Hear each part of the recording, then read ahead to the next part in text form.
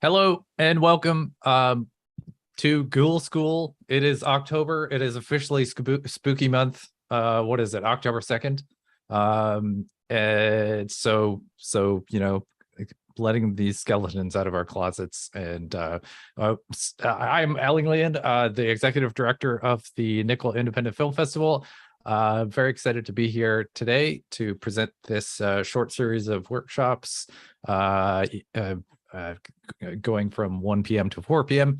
They're all related to something called the 48-hour horror film challenge, which is something the Nickel has done for many, many years. It's one of my personal favorite times of year for Nickel programming. It's one of my favorite things about it. It's how I first got interested in the Nickel itself and got involved. I submitted a film in the first year and I was very stoked about that. But I just love the time, making movies in a very short amount of time, and under pressure, and making something about Newfoundland is very spooky, isn't it? Hi, Sandy. Yeah. Oh yeah, Francois. Because first I'm going to introduce Sandy May, who's the outreach coordinator with the Nickel Film Festival. Hi Sandy, how are you? How you doing? I'm good. I'm doing well. I am also excited about this time of year because I love candy and spooky stuff too. So candy is what can I say? Yeah, candy's great. Spooky subversive horror is also my favorite. Subversive horror. Yeah. What do you mean by that? I think horror is like where we put all of the things that we have anxieties about. Like, it's a genre. It's a real fun way to direct those. Does that make sense? Oh yeah, Maybe? Can't argue with that. That sounds like a thing. Yeah. Like the teen Scream films of the 50s, trying to keep kids off of weed and driving safe. Yeah. They always seem to be careening off of bridges in horror films, right? Right. Did the opposite, really. I think more people started smoking weed after watching those anti-weed horror movies. Yeah. I'll say we have an afternoon of workshops today. Our first is with Francois van Zyl, and he's of the Grindmine alumni. And at 2:00 we have Alison Ruth Hicks, and she's going to talk about wardrobe and kind of making your DIY horror look the way you want it to look, with wardrobe and makeup and clothes. So and then at 3 to 4, Mike Farty is going to talk about the role of improv in horror. And I had no idea that so much horror was improvised. So I'm kind of excited to learn how to tap into that. But our first workshop, was Fran. What? Sorry, no, it's okay. The subtitle for his workshop, the fava beans line from Silence of the Lambs. Yeah. That was an improvised line. Yes. I didn't know that. It's crazy. Yeah. Like some of the most famous horror lines, completely improvised. Wow. Okay. Well. Yeah. That's interesting. So I'm pretty excited to hear how to tap into that, as a horror filmmaker. I think that's going to be exciting. But Francois, you are going to talk to us today about writing horror, and you should have lots to say because you've been with Grindmine you've been rolling with them since the very beginning. Yep, since the beginning. Me and Shane started it, and then we got a couple others join on. Amazing. So, and even I see you won the 69th Annual Arts and Letters Award for your short story, Grit. There is no final hour. So you know how to write horror. And I'm excited to hear you talk about it. And so I'll let you take it away. But before I do, just remind people who are watching on Facebook Live that if you want to ask any questions, just type them in the chat, and Elling will be monitoring them, and he'll put them out there for Francois to answer. So welcome, Francois. Perfect. Thank you. Thank you guys so much for having me. I love doing this. I love the 48-hour challenge. I've done a whole whack of times, and it's always really, really fun, which is, I think, the most important part of the 48 challenge is to have fun. So yeah, I just so just about myself, like you're saying, like I've been with Grindmine forever. I've done 2 picture starts. Wrote Mumming Legends, which is doing its festival circuit now, probably tail end of it. And I'm currently working on some shows for Bell 5 TV, drama and a documentary. So yeah, I've been writing for like a little while now, and kind of learned some tricks and trades. And the 48-hour challenge has been a huge, like, just building block for me in learning about writing and learning about working with your team and stuff like that. So yeah, I really if someone was like, "Professor, where do I start making moves?" I'm like, do the 48 horror challenge. Okay, like do that. That's a great place to start.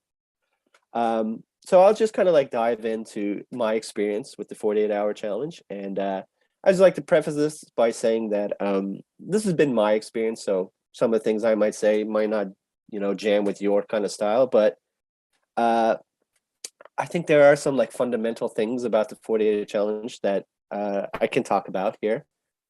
I would definitely say that the 48-hour challenge is not like writing your feature script for Netflix. It is kind of like an escape quest thing. I've never been to an escape quest, but I think I understand how they work. So it's like a puzzle, I really think, the 48-hour challenge, because like an escape quest, you kind of, time is your enemy. You don't have a lot of time. You don't have a lot of time to write and stuff like that. You're working with a prompt and an object, right, that you kind of have to weave into your script.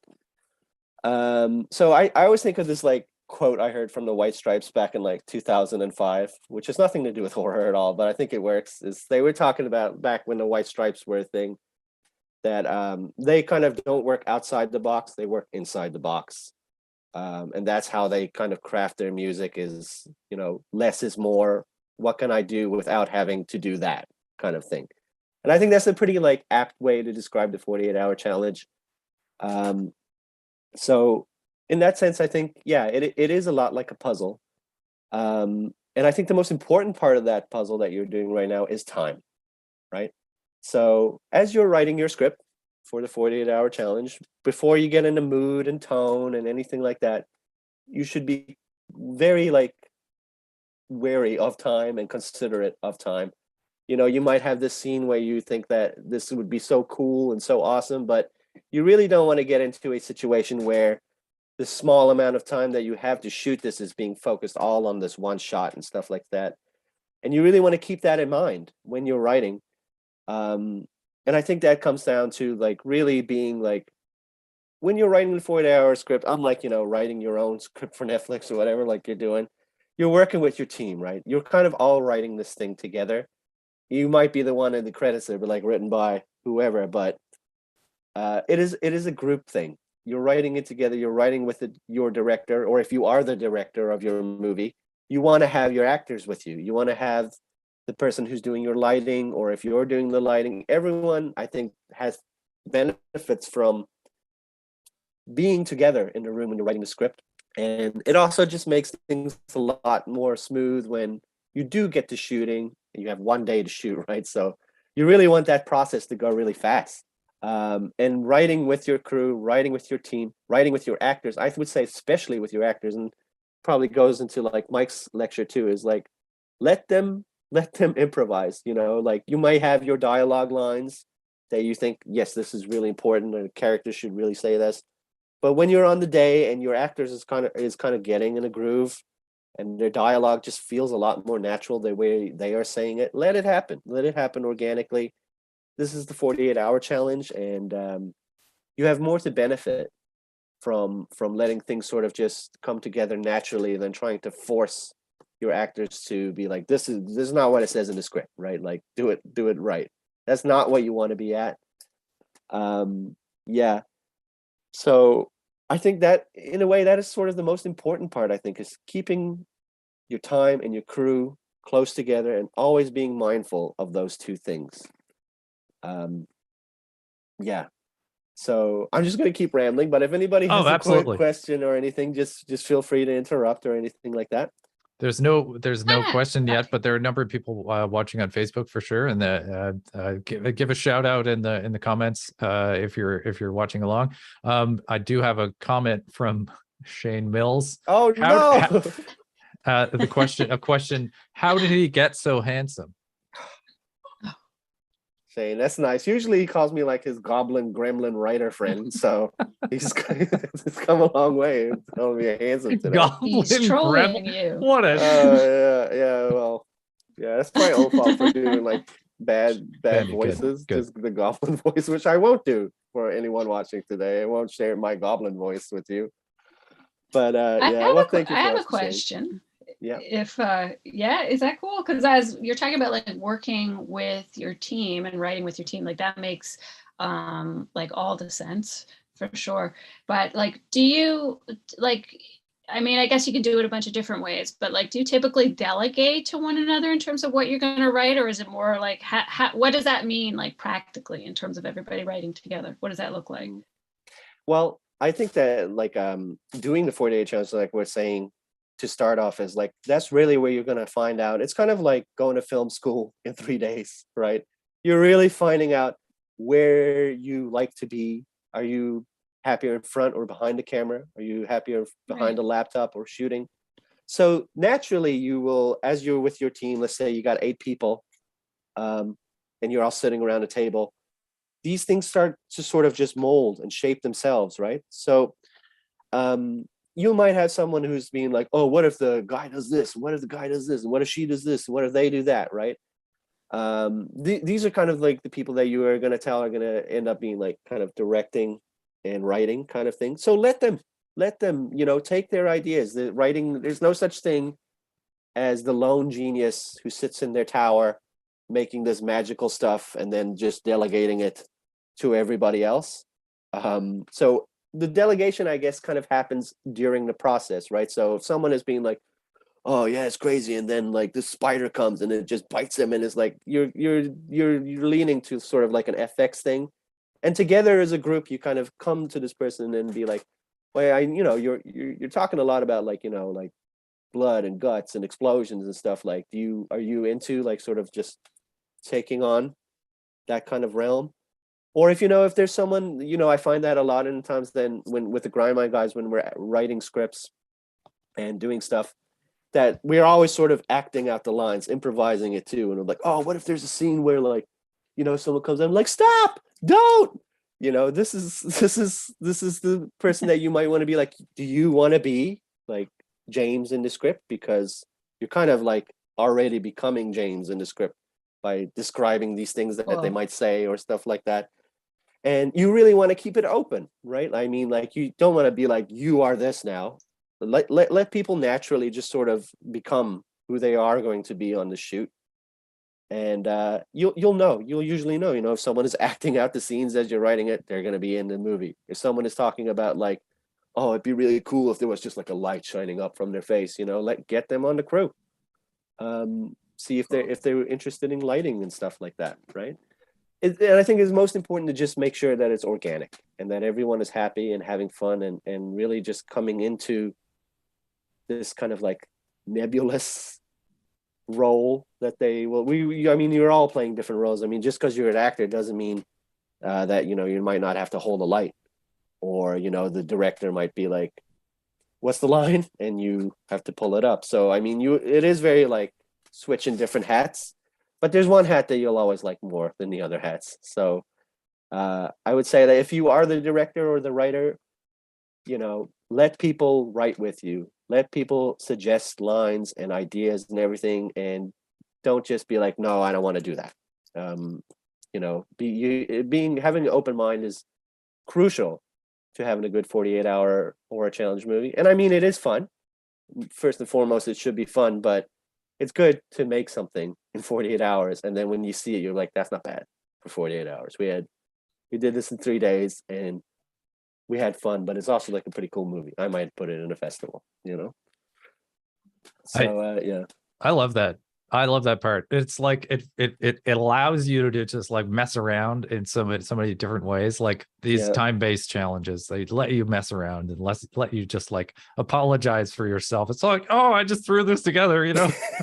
Right? Yeah. But you will inevitably be proud of some aspect of what you've created, or the team.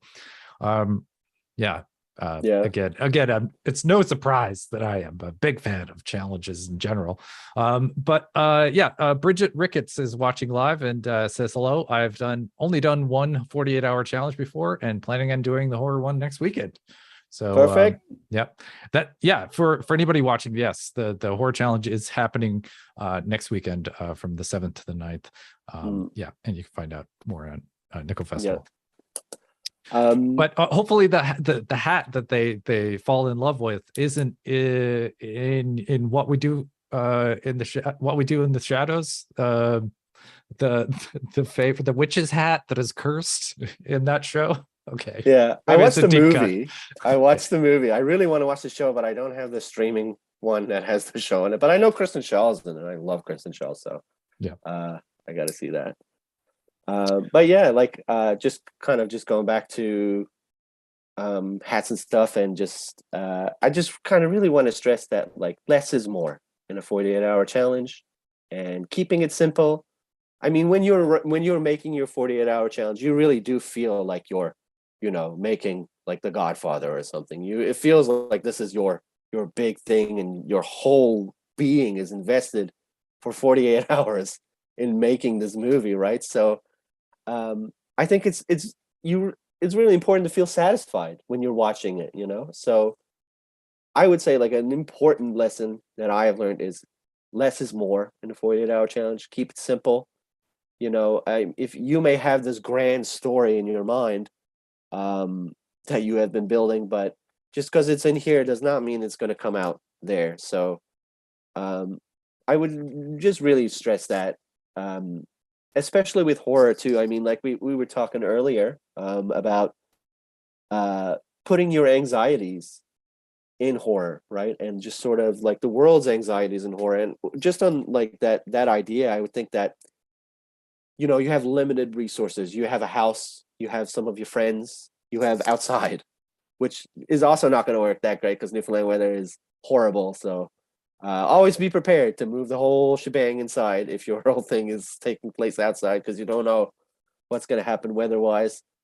But on that kind of idea, I think that like when you get your prompt, when you get your line, these are the things that are building your script, right? These are the central aspects of it. So you want to kind of not delve too deep into the world building aspect of your thing. And I know that is not, some people will be like, oh, I don't know about that. Like I want to world build, and you should, but just remember that time is your enemy, and world building is sometimes not the most conducive thing to be doing in a 48-hour challenge. So keep it simple. Look at your object, think of your object. And I would also say to kind of like think of what is ordinary and how do I make it weird?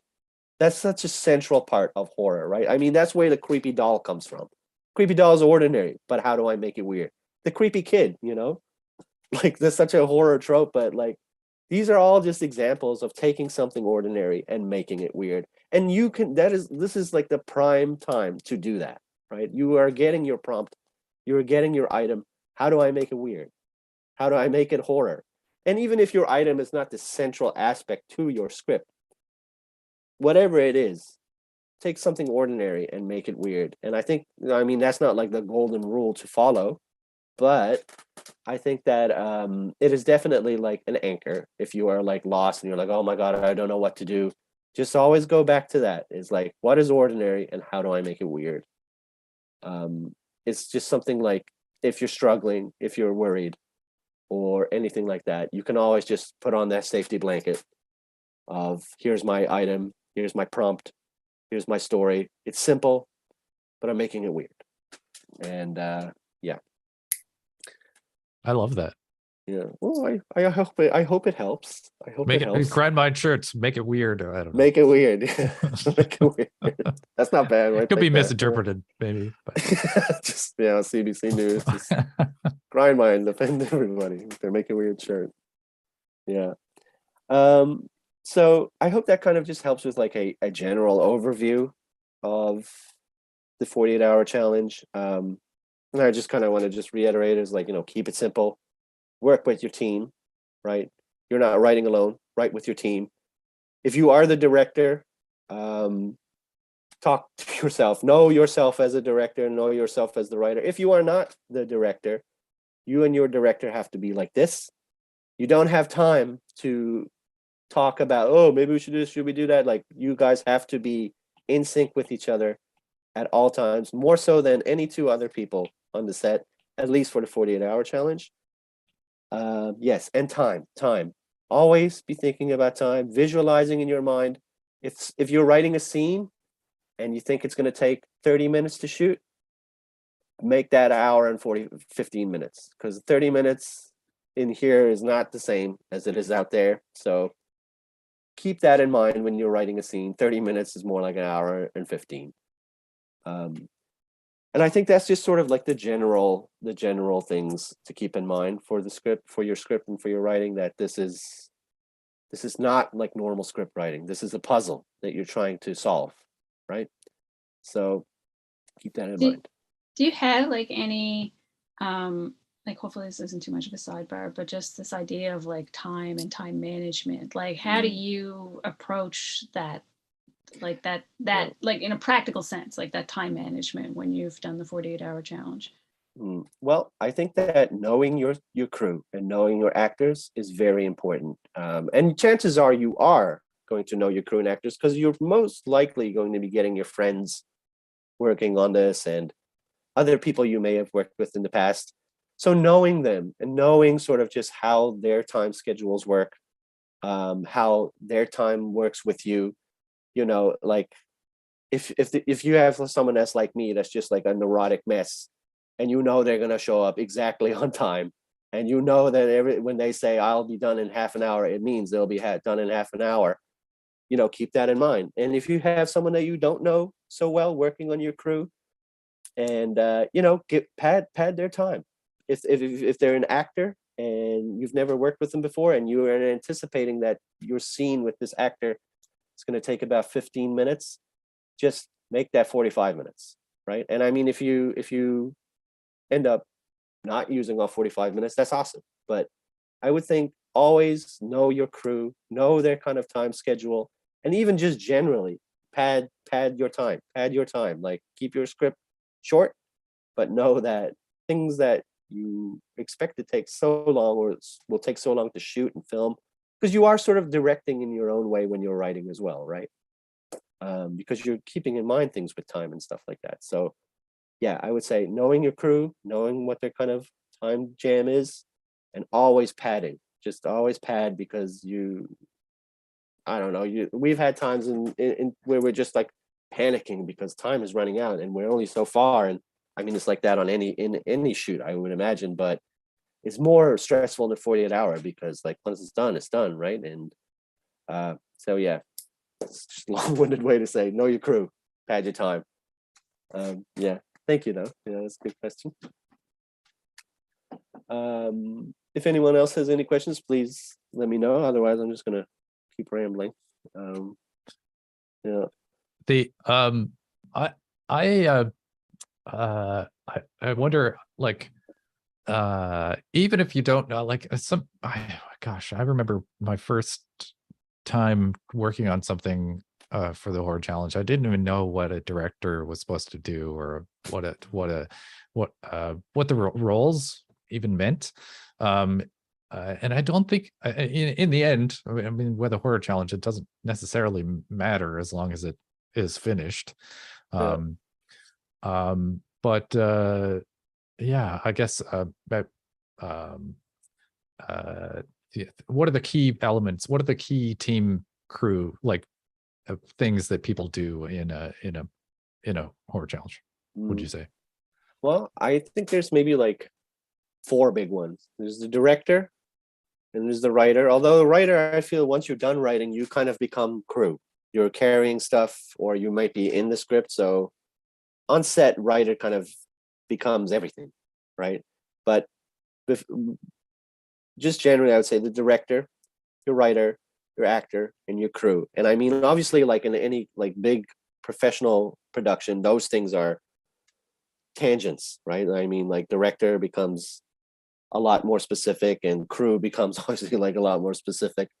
But those are the kind of gaps you want to have fill. You want to have someone that you know is going to be like doing lighting, that's going to be like getting the actors ready, that's got a car that will drive and get stuff and stuff. Like you want to get your crew person ready, and just sort of have them, I don't know, I guess just like accessible to this kind of idea, because you don't want to pigeonhole someone into just being like, can you just carry all the shit all this weekend? Like you don't want to do that to anyone on your crew. But you want to have someone that you can be like, okay, this person's handling that. You want to have your actors mostly just focusing on acting, but they're, like I said before, they're going to be writing with you as well, because like I imagine Mike will be talking about in his workshop is, you know, the line will be like, we got to get out of here or we're going to die. And then your actor just keeps saying, oh my God, we got to get the fuck out of here, you know? And like, this is what, and then you want them to start, you kind of want them to say it like they want, but don't, just let them do what is natural and feeling, and let them write their script as you're shooting it, right? And I mean, the director is just kind of, I always think of that term like quite literally, right? The director is like, he or she is telling you what to do and where to go and what to say. And I know that it is a lot more like almost like a philosophical thing of like what a director is on a set. But I think at least for the 48-hour challenge, if you are the director, to take that term quite literally and direct things to go where they have to go and people to say what they want to say. We've been very lucky with Grima because our Justin Wiseman, or Buddha, don't call him Justin, he's like that. He likes Buddha. He's like our FX guy, right? So the only thing he really cares about is like making heads explode and blood flying everywhere. But you know, he's also writing, you know, because like as we're talking about like, and then this happens, you know, Buddha will be like, yeah, and then like, you know, what if this like creature comes out and it's just like, right? That's Buddha. He's writing there. So yeah, I guess you want these big 4: director, writer, crew, and actor. Those are your big 4, but you're all writing. All of you are writing the script. Even as you are shooting, the script is changing and everybody is writing. But those are the 4. Those are the 4 you want to have. And I like to use the word nebulous too, because they kind of sort of just drift in and out of each other in their roles. I mean, it's not like that on like a you know, a bigger production or anything like that. But for the 48-hour challenge, I think it's good to keep things loosey-goosey and have people just kind of wander in and out of the roles that they need to be. I hope that makes sense. Totally. Yeah. Totally. Something I also sort of just wanted to talk about, I mean, we've been talking about just kind of the nebulous nature of your role on a 48-hour challenge. But if you are the writer, and in your case, if you are definitely designated as the writer, while everybody is also writing with you and sort of putting their input, you do have a role to keep in mind. That is your role specifically. And I think that if you've ever done any of those master classes that they do online, I mean, like Aaron Sorkin has one. I can't think of any, but there's just lots of writer, director of those master classes. And I mean, they're like 5 hours long, but sooner or later, they're going to get to rule number 1. And it's the most important rule. And it seems kind of old hat. And you might be watching this and be like, yeah, duh. But just like the kind of idea of keeping it simple and making something weird as you're sort of just like, if you're lost, to go back there, is the most important part of any script is step one, like, who is your person, right? What is their deal? What kind of, without sort of explaining their backstory or anything, which you can do with like costume. If you have a costume person on your team, you don't have time to be like, you know, Sally grew up in the Midwest and she lived with horses, and one of the horses died and it really just traumatized her as an adult. You don't obviously don't have time to do that. So try and get your like costuming department to sort of tell that story. Kind of going off on a tangent now. But anyway, as a writer, you want to make sure that who your person is in the 48-hour challenge is clear-ish. I don't think it's possible to make it 100% clear, this whole character and their whole deal in a 48-hour challenge, but you want to keep that in mind. Who is this person? And secondly, and this is all like, you would see this in any kind of masterclass, right? Is what do they want and what is stopping them from getting it? And I know that this will be tied to your ordinary object or your ordinary experience, which has become weird, right? That is going to be sort of the thing that they are pushing against. They want something. And your job as a writer, even while everybody else is writing with you and telling you, oh, maybe this would be cool, maybe that would be cool, you want to keep in mind that something has to be stopping your main character from getting what they want. And everything else is built up around that. So as a writer, you are the person who is in charge of keeping that in mind and making sure that when people start straying or the story starts straying from that, to reel it back in. To make sure that the story is not just like a visual. I mean, if you wanted to make like a movie that is just like visually jarring, that has no coherent storyline, I love that. I think that is just so bizarre and striking, right? But if you're not doing that and you feel that, you know, the director and everybody else are sort of just excited about like a scene or the story sort of drifting, bring it back and be like, we have to make sure that this character is not getting what they're wanting, and make sure that it's clear what they want and how we are stopping that from happening. And then the third part is the big finale. And I know that other writers and other writing courses and things that I've done have like pretty like sort of strictish rules about what your finale should be. But I don't really like care too much about like, as long as your finale is awesome, I think is like the most important part. And I think a lot of things that people do too, especially in the 48-hour challenges, they rely on the twist. They feel like if you don't have a twist at the end of your movie, that it's not good, or that you've done, or that is boring or something. And I think that's a big misconception. And I think that if your movie is boring or you're not happy with it and you don't have a twist, that's not a mistake of not having the twist. That is a mistake of your first act. Who is this character and what do they want and why are they not getting it? Is not really as strong as it should be. So I guess I would really just want to stress is like, don't put all your eggs in the twist basket. Not everything needs to have a twist. Your 48-hour movie is not going to be, should not be contingent on having a good twist. So feel free to just tell a good story, you know, like, I mean, like a thing in the movies too, you see right now is like a big blood splatter and then it's like 48 hours early, or like, you know, just tell your story from the beginning to the end. Keep it simple. Who's your character? What do they want? Why can't they get it? And make sure your ending is awesome.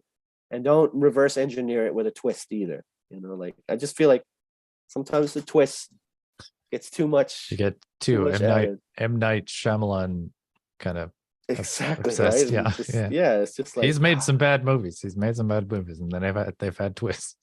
oh yeah. Well, I think that maybe that's why, you know, he did a twist and it was so amazing in The Sixth Sense. I imagine everybody has seen The Sixth Sense, but I won't spoil it anyway, just in case you haven't. But it works so well, right? So I feel like maybe I don't know M. Night Shyamalan personally, but he just came. I was like, all right, well, if there's no twist, there's no movie, right? That's not true. That's not true. And I feel like the further along we get in movies and cinema, the more people are starting to learn that, you know, the twist isn't the only thing that matters. It's not the holy grail, especially not for your 48-hour movie. So, but I don't want to say like, don't, if you got a good twist, you know, good twist is great. But yeah, I think if you don't have a twist and you're not happy with your movie, it's because your 3-act structure is not as strong as it could be, and it's hard. It's hard. You have, Friday you're writing your script, Saturday you're shooting it, Sunday you're editing it. So, so how do you approach the 3-act structure with something that's so short? That's like 5 minutes, and you have such a short amount of time. Well, it depends on how your crew is working, right? Sometimes, someone will be like, what if we had a monster and it looked like this and it's like that? And then you can kind of sort of build your 3-act structure. One is like, who is the person that the monster is really your second part of your 3-act structure, right? The monster is the thing that is keeping your person from getting what they want. So you're kind of almost starting with your second act in that sense, if you have a monster first. Or if you have just like a weird situation, like a haunted house or a haunted barn or whatever, that's part 2 of your structure. So sometimes that I think it makes sense to start with that, if you want. But if you're really gonna just do it like the old-fashioned way, is like your first act is, and I don't mean this for like your feature-length script, by the way. I'm talking specifically the 48-hour challenge. This is not something I would adopt for a longer piece, but your first act structure is just, who's your character, what's their deal, what do they want? And I mean, your movie's going to be about like maybe 5 minutes long, right? So as you're writing your script, and I don't know like if people are using script software like things like Celtics or Final Draft or Movie Magic, but generally 1 page is 1 minute of your movie. That's a very loosey-goosey number. So really you've got 1 page for your first act kind of thing. Maybe 1.5 pages, maybe 2, but probably not more than 2, of who your character is. And you want to tell the story through what they're wearing.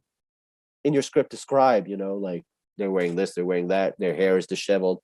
In your characters, like when you write like Jamie knocks on the door, put in parentheses, unkempt, hungover, bloodshot eyes. These are the things that are sort of telling us about your story's backstory without your character's backstory without explicitly explaining it, right?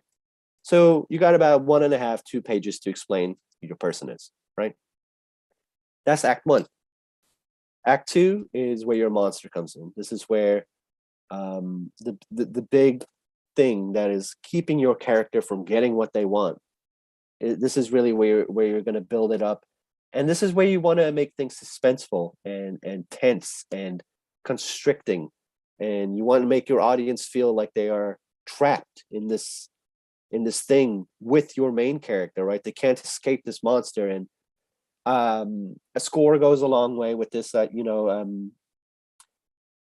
depends on who your score person is, but as you're writing it, every single thing I ever write or ever have written, I always like YouTube some kind of song, or like I always go to the Mindhunter and the True Detective soundtracks. Their scores, because they're crime police procedurals, right? But they're pretty scary. They're pretty like intense soundtrack. So I mean, listening to some scores too of like stuff that you like, I think really gets you in the mood. It gets you in the zone of feeling what this is going to look like on camera when you're writing it. So when you get to page 2 and your monster appears, I would think that it really helps to just listen to some kind of like creepy song on like the True Detective soundtrack or whatever, and really just acting out. And that kind of goes back to what I was saying earlier about this kind of nebulous kind of many hats kind of thing. As you're writing it, act it out. Like just if you're sitting in your chair, like look around, write it down, right? Like, how are you feeling? How do you think it looks on camera? And when you're listening to these scores, listen for the beats and for the big moments and the jump scares and stuff like that. And I mean, this is part 2 of your structure.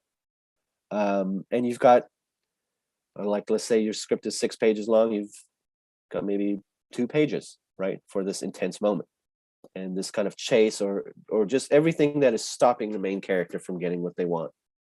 So when you've reached page 4 or 5, you are now sort of at the end of act 2. And act 3 is the big climax. And I don't think there's any rules really for the big climax. The only rule has to be it's awesome. It's satisfying. I mean, you could really, honestly, I wouldn't. I don't Has want to be awesome. No pressure. Yeah, no pressure. Like, I mean, when we shot Mummering Legends, it's not 48 hours, obviously, but it was a big old thing. But I really just wanted to burn something down because I thought that, theme aside, mood, tone, vision, all of that side of shit aside, right? When you're watching just something explode and catch on fire, you're just taken out of everything, right? You're just visually entranced by this thing that is burning and is on fire. And I'm not recommending anyone burn anything down or set anything on fire for the 48 challenge, but sometimes just having a scene, just one scene that is just so visually engaging, that is just kind of like just takes you out of the movie for a moment, where you're just kind of trapped in looking at this strange thing or this awesome thing. That is, for the 48-hour challenge, I think, like a good way to really just put some juice and some meat behind your climax. Just this thing that just grabs your attention. The last thing, after your audience has watched your movie, this is the thing they're going to remember more than anything. That one scene of that one thing that happened that kind of ends it. And, you don't have to have a happy ending. You don't have to have a sad ending.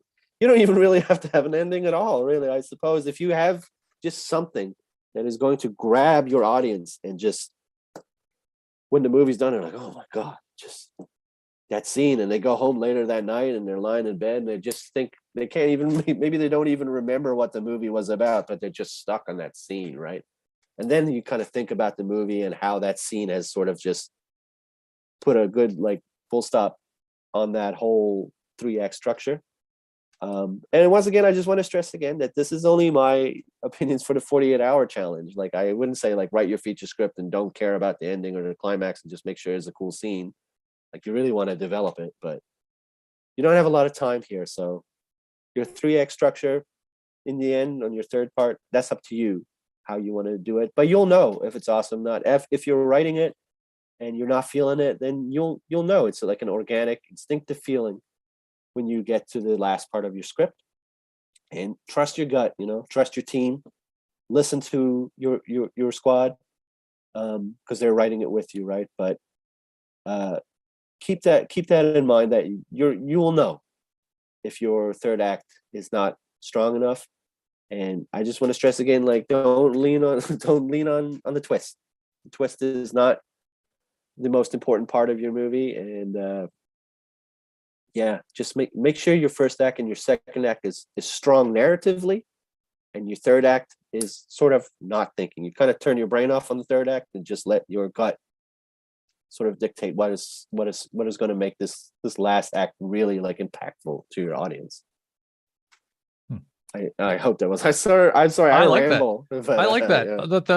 The idea of that, like, people get fixated on the twist, but really what they're aiming for is probably that moment, that key moment that is outstanding, the big thing that happens or sticks with people. But yeah, I mean, I like any movie that I can think of really has moments like that, where it's like, I guess, even when in the quieter movies, there's usually an emotional moment that is so unique or something. So I think I don't know, I think you're onto something there. Yeah, think of something like Seven, right? Seven is I know this is not a 48-hour challenge, right? But, like, I think Seven does that because there's a lot of stuff going on in Seven, right? Like, what's in the box? I know, but that's what I mean, right? Is like, when that box is there, you're not being like, I wonder how this figures into the killer's plan exactly, and, like, what does this mean to you are just wholly, just completely 100% of your being is like, what is. I think Seven really just hit that on the head of just letting you just forget the movie, just being right here, right now, with Brad Pitt and Morgan Freeman, And then afterwards, you're like, oh yeah, and you piece together how that makes together. But Brad you Pitt, want that Morgan Freeman, moment. and that other guy. That other guy, who I won't say because I don't know who hasn't watched Seven and The Sixth Sense yet, but I don't want to take responsibility for spoiling those movies Well, for them. yeah. Also, he's a bit. Yeah. Anyway. Yeah. Oh yeah. The other guy. I forgot about the other guy. Yeah. Yeah. That's great. We're coming up on 10 minutes left in the workshop. Cool. But Sandy, do you have any questions for Francois? Any questions, but I can't stop thinking of like just it feels like that's just such solid advice of like taking something simple and making it weird. And I've never made a 48-hour challenge. Like I've never done the film challenge before, but like that feels like a skeleton key. Like, yep. Like even when you were like, that's a security blanket, I'm like, oh, how could you make a security blanket? Yeah, right. Like, Yeah, you could do some messed up things with a security blanket, right? Yeah. So anyway, so more just a comment that like kind of I feel like that's probably like a very useful key to unlock ideas for people, and then just that 3-act structure as well, like yeah, that makes things make a lot of sense. yeah. And I think I kind of wish I had to start with the 3x structure first, because I mean, if you're the writer, like I was saying, you want to reel it in back, because your team is going to explode with ideas, and you want to make sure that there is sort of like a map that you guys are following as you're making this.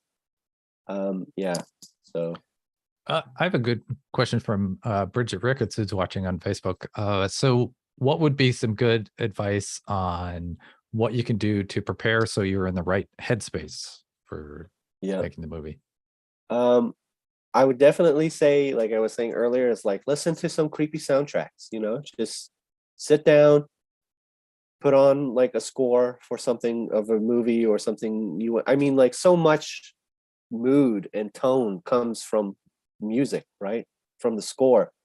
So even like there's been times that I have like no idea like what's going to happen next in my script or whatever, and then I'll just sit down and I'll just listen to something, right?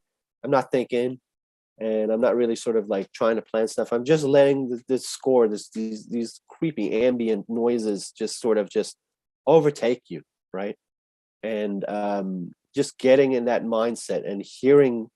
I know it sounds like a little artsy fartsy, but hear your script. Listen to your script as if it was a score, right? Get in the mind space of these creepy sounds. I don't know. It might be for that sounds great. No, reminds me of these old cassette tapes that people would for Halloween cassette tapes of scary sounds to play at or haunted house or whatever. Yeah. I mean, if you really want to go for it. But yeah, no, that's great advice. Like, so you listen to procedural crime music generally for your... I'm writing a police procedural for Bell 5 right now, so I am listening to a lot of like stuff like that. But they're horror scores. They're weird, strange ambient sounds. There's always like that sound of metal being like that kind of. It sounds like metal twisting or like a plane wing twisting. These like sort of uncomfortable noises. Mm-hmm. And I promise you, I guess I can promise you. But if you're writing your script and you're not into it, and you're thinking about your job, you're thinking about like money, and you're just finding it hard to get in the zone of it's time to write now. It's time to write the script, and my crew is coming over, and I don't really have an idea. Listen to scores. Listen to the score for your favorite movie. Listen to the score for Seven. Listen to the score for The Sixth Sense. Listen to that music and getting in the zone, like sort of like audibly. I think it just kind of goes in your ear and then goes into your brain, and then it comes out through your fingers onto the page. And for me, that has always worked every time of getting in that space and just sort of being in the mode to write, in the mode to be creative, in the mode to be able to write the script that you want to see. And I think that's my best advice, really, for if you were just like flat, like I don't know where to start, and there's too much on my mind to focus on this. I have a question, if you don't mind. How much do you write? Like, how much do your surroundings influence you? Like, do you look for a creepy surrounding first, or do you do you write the surrounding? Like, in what order does that come? You know what I mean? Do you write for your surrounding, or do you just, does that? Yeah, no, I understand. Yeah, I think, I think the environment writes for you, right? I mean, you know, when you're writing your script, you can't be in like you're probably not going to have a creepy hospital to film your thing in, right? So you know you're going to be using the woods outside. You're going to be using your house. You're going to be using your basement. You're going to be using your attic. You're going to be using your front porch. So keep them in mind, right? And I mean, this like writing is also writing lighting. Writing is directing. Writing is being on a crew, right? Is being an actor. You're doing everything when you're writing the script. So when you're thinking is like, okay, well, this is going to be a ghost story. And it's going to be in my house, right? Like, think of your house, like, and how is your house lit? You know, I mean, you're not, as you're imagining it, you're probably not imagining all the lights are on and stuff like that.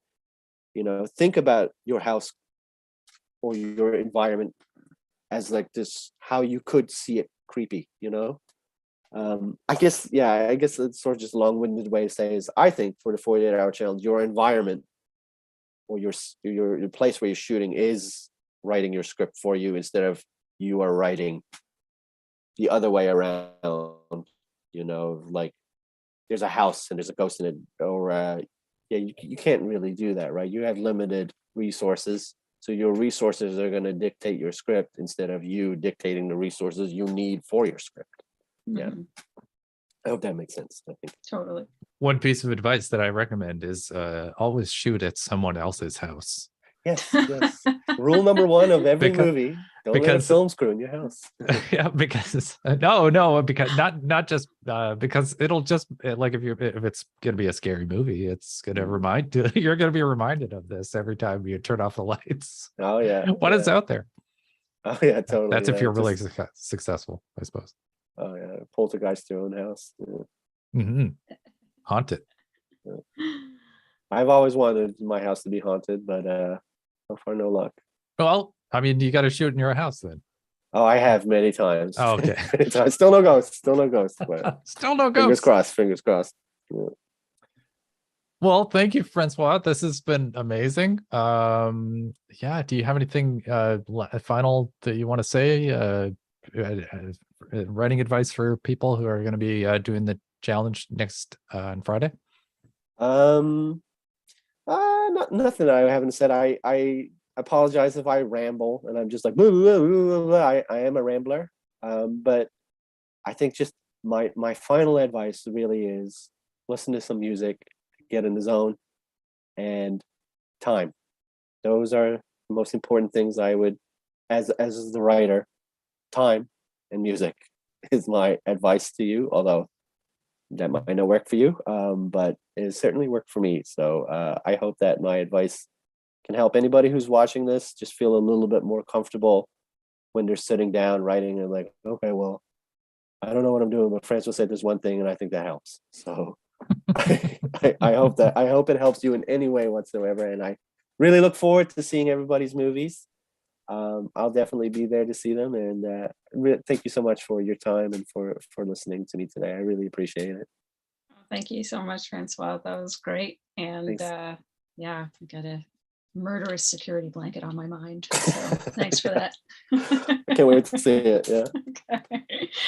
And so we have Alison Ruth Hicks coming up next. Do we want to take a little pause, or what do you think, Alan? She is I believe she's coming online, but I don't know if yeah, there she is. Hi. All right, Hi. see you There she guys. is. Oh, she's in her Okay, studio. Amazing. See you later, Francois. Have a Thanks, good Francois. afternoon. I'm just trying to get it good height. How's everybody? Oh, great. How are you? Good. Thanks for joining us today. This is a really special. Thank you for doing it. You're top notch. You're top of the line Cool. costume person. Thank you for doing it. Of course, yeah. So I thought I would just kind of come up with a little scenario and then break down a shirt and just show you what I would use. Oh my gosh, Absolutely. amazing. Sandy, do you have any words of introduction just to Oh introduce yeah, her? well, just to let people know what's happening right now, we have Alison Ruth Hicks with us, and Alison is let's see, Astrid and Lilly Save the World is you were head of the wardrobe department on that, and Surreal Estate was another spooky show that I think you were also head of wardrobe, and so you have a lot of experience in this. And Alison's just going to talk to us today about how to use wardrobe to tell that story, kind of in that way that Francois talked about, how you can employ clothes to do that. So I think it's a pretty important piece, and I'm really excited to hear you talk to us about it. And if anyone has any questions, Alison, we're live streaming this on Facebook, so people are sending in questions via chat, and that's how we're chatting with people. So I'll let you have it, and thank you so much again for joining us. Lovely. All right, well, first I'm just going to talk to you about what breakdown and the patina is on your costumes. So I'm just going to show you a few examples. So here we have first a shirt that is brand new, clean, and made to look old, tattered, and smelly, basically. So you can see the tears, the different textures applied. So when you are dressing your characters, you start by breaking down your scenes and seeing how many pieces you will be required for each character. So I'll show you a few more examples.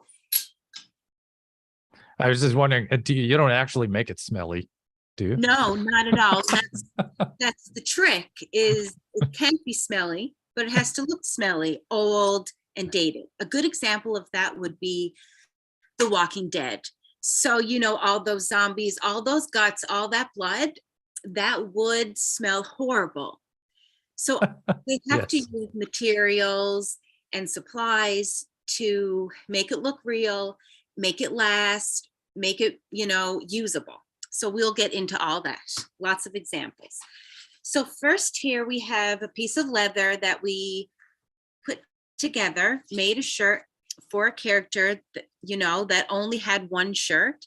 So it had to look like he was wearing it for weeks and weeks, and maybe rinsing it in the river or showering with it off, cleaning himself. But these characters, especially from like the earlier periods, like the 18th century and so forth, these characters looked and smelled really bad. So their costume had to represent that. But if you are working 3 or 4 days on set wearing the same costume, it would begin to smell in real life. So there is a department of a position that is responsible for washing all these clothes.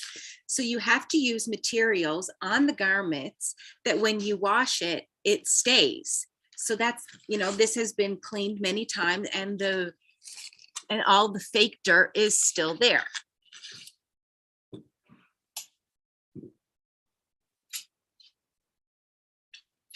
And here is a skirt, for example, that someone in the 18th century would wear. They probably only have 1 or 2 skirts in their character's life.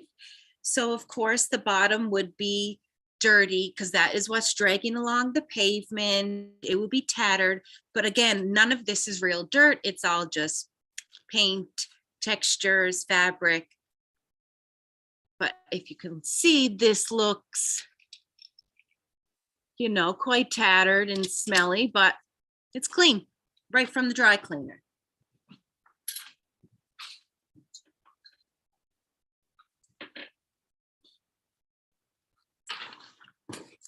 And again, we have 3 of the exact same jackets. Because this character, you know, he was in a fight. So a couple of scenes later, his jacket after the fight, you know, it would be more dirtier. But you never know the order that you're going to be shooting these scenes. So you always have to have doubles or multiples, because you may go back and forth and the continuity of the jackets or the garment must be the same. So again, this is all fake, tattered, and worn. I'm not sure if you can see that well. Yeah, we Yeah. get this. We get a bit of a sense of it. The image is a little grainy, but yeah. How do you go about that? All right, so what you do is you read through your scene and you come up with, you know, if you're going to need multiples of a garment. So let's just do a little scenario where there is a man, two characters, and they are getting into a fight, and there's some knives involved, and then one gets away and runs away. So we'll do a little demonstration now of what that garment could look like, and I'll show you all the materials. Now, is this a good? I think it looks good. Yeah, I think so. Okay, great.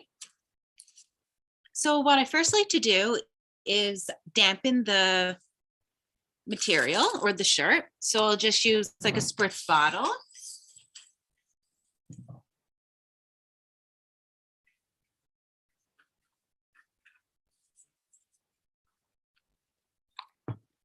So the character probably in the fight got his shirt pulled. So I'll start by just pulling it and making it look distressed. So say this fight lasted 3 to 4 minutes. You might have to do 3 to 5 t-shirts, because when they restart, when they shoot the scene and they cut the scene, you will have to start from the beginning again. So each character would need, you know, the first step or the first level. So it could go 2 to 3 levels. So maybe you would have a shirt and you would go so many steps and then you'd stop, and then you would do the same steps on another t-shirt. So then you have multiple t-shirts at different stages of the fight, with and without blood or dirt. So he's just getting, there we go. And the reason I'm using it kind of damp, because the character was probably sweaty. Look more. All right, so then let's just say that he gets slit a little with a knife. So I'll just kind of make a little mark, stretch it out a little.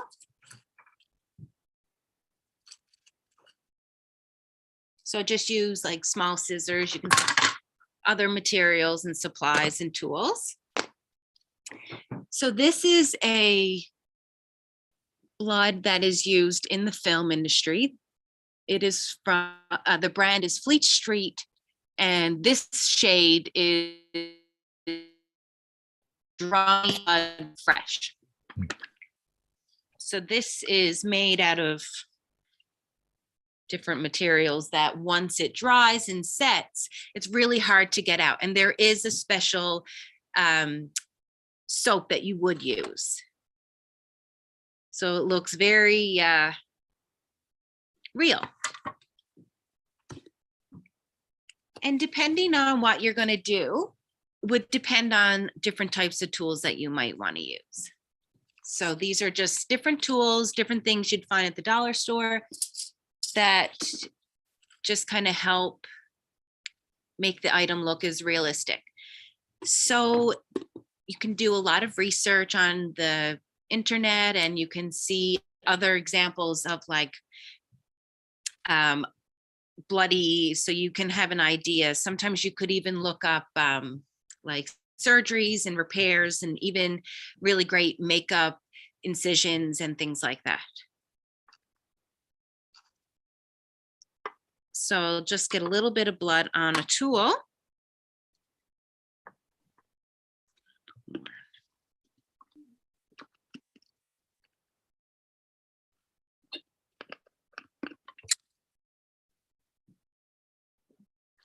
And I guess, I mean, not everybody is going to have the different levels of blood, but this could work for any kind of fake blood that they're using, and for the 48-hour challenge. I mean.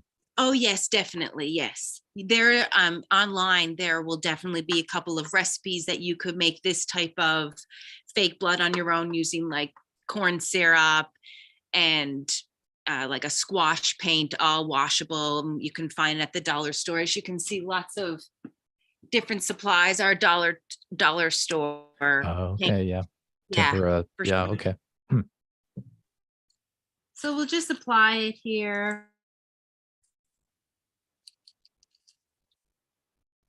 Oh.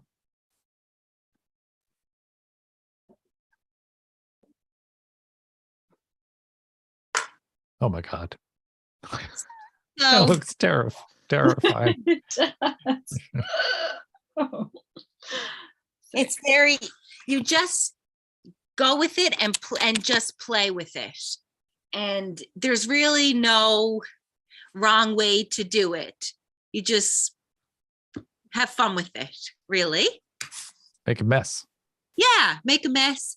And you can see that it's bleeding in the fabric a little, and it's because the material is damp. So it makes it look real because there is moisture and realness to it. And that's kind of what you're going for. Just such a small amount really makes a difference. And you kind of think what would happen. So if he was slashed, then the blood would, if you ever have a paper cut, you just think of the things that you may yourself, like it starts small. And I know it's really probably a bit gross, but that's what we're in for, right? Yeah. All right, so then let's do some dirt. So there's other products that you can This is like a strange Bob Ross episode or something, I love that reference. So this character fell down on his back, so we'll get some dirt going. So I'll just start by maybe the pavement or the dirt was a bit wet. It's just better when it's a bit, real looking. So I'll just dampen the area that I will work on. And then I'll start just mixing some dirt paint. So you can just play around with it. Different colors, different shades.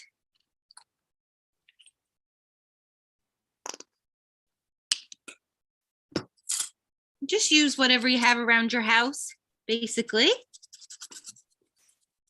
So I'll just mix it up. So there's two different shades kind of going.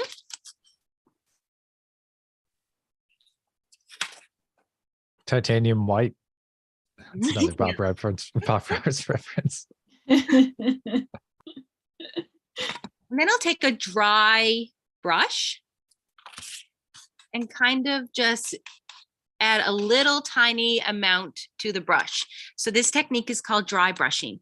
So it's better to add layers and start building what you're trying to achieve instead of all of a sudden you have a larger amount of product and then it's too much. So it's always nice to build your product. So I'm just kind of going with a little tiny bit and then very dry brush. And then you use your fingers. You can also get gloves. I always say I'm going to wear the gloves and I never wear the gloves because I just get right into it.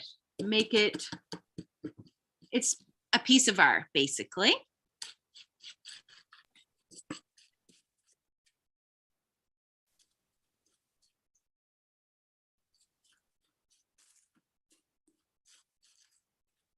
Maybe he was pulled a bit.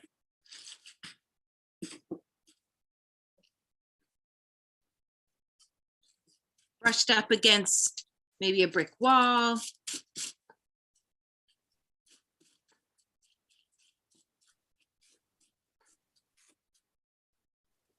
Maybe he then rolled around.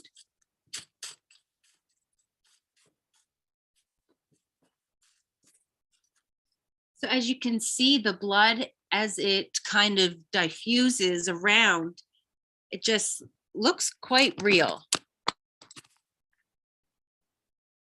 Oh my gosh.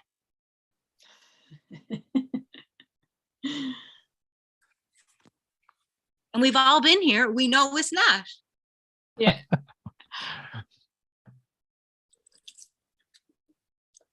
Yeah, look at that. It's just so light and it's clean. So you, simple as that, you can just apply a little bit and then maybe you're going to do a different shirt and apply the same steps and techniques and then get different stages. Mm-hmm. So I'll show you a couple of other products that we've worked with before. So this product is movie dirt. It's a powder.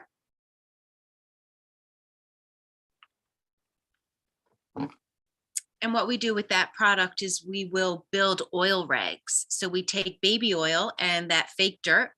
You could also do this with dirt out, anything with a pigment. Like you could definitely dig up some soil or some dirt and, you know, sift it so it's really fine. And you can mix that with baby oil. And you take old stretchy t-shirts. I suppose coffee might work. Coffee Would grounds or work something. perfect, or tea. Yeah. Yeah, you could definitely use coffee. That's a great dirt or stain. So I'm going to put on my gloves for this. So you take your oil rag or your cotton, your stretch, like your t-shirt.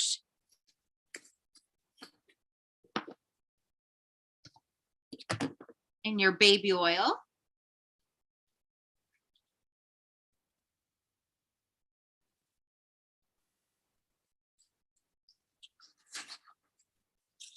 And you make these oil rags.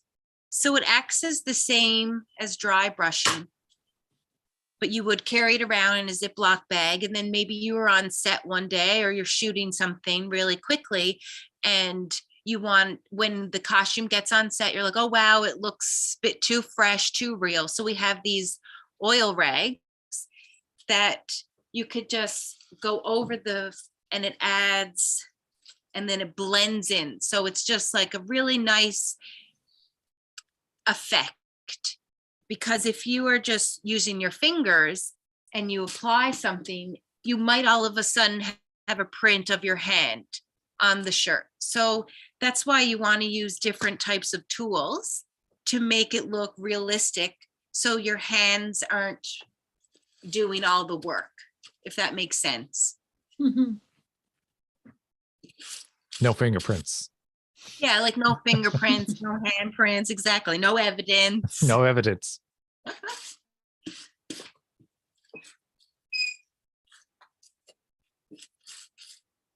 So you can use different types of tools, old brushes, old sponges. Mm-hmm.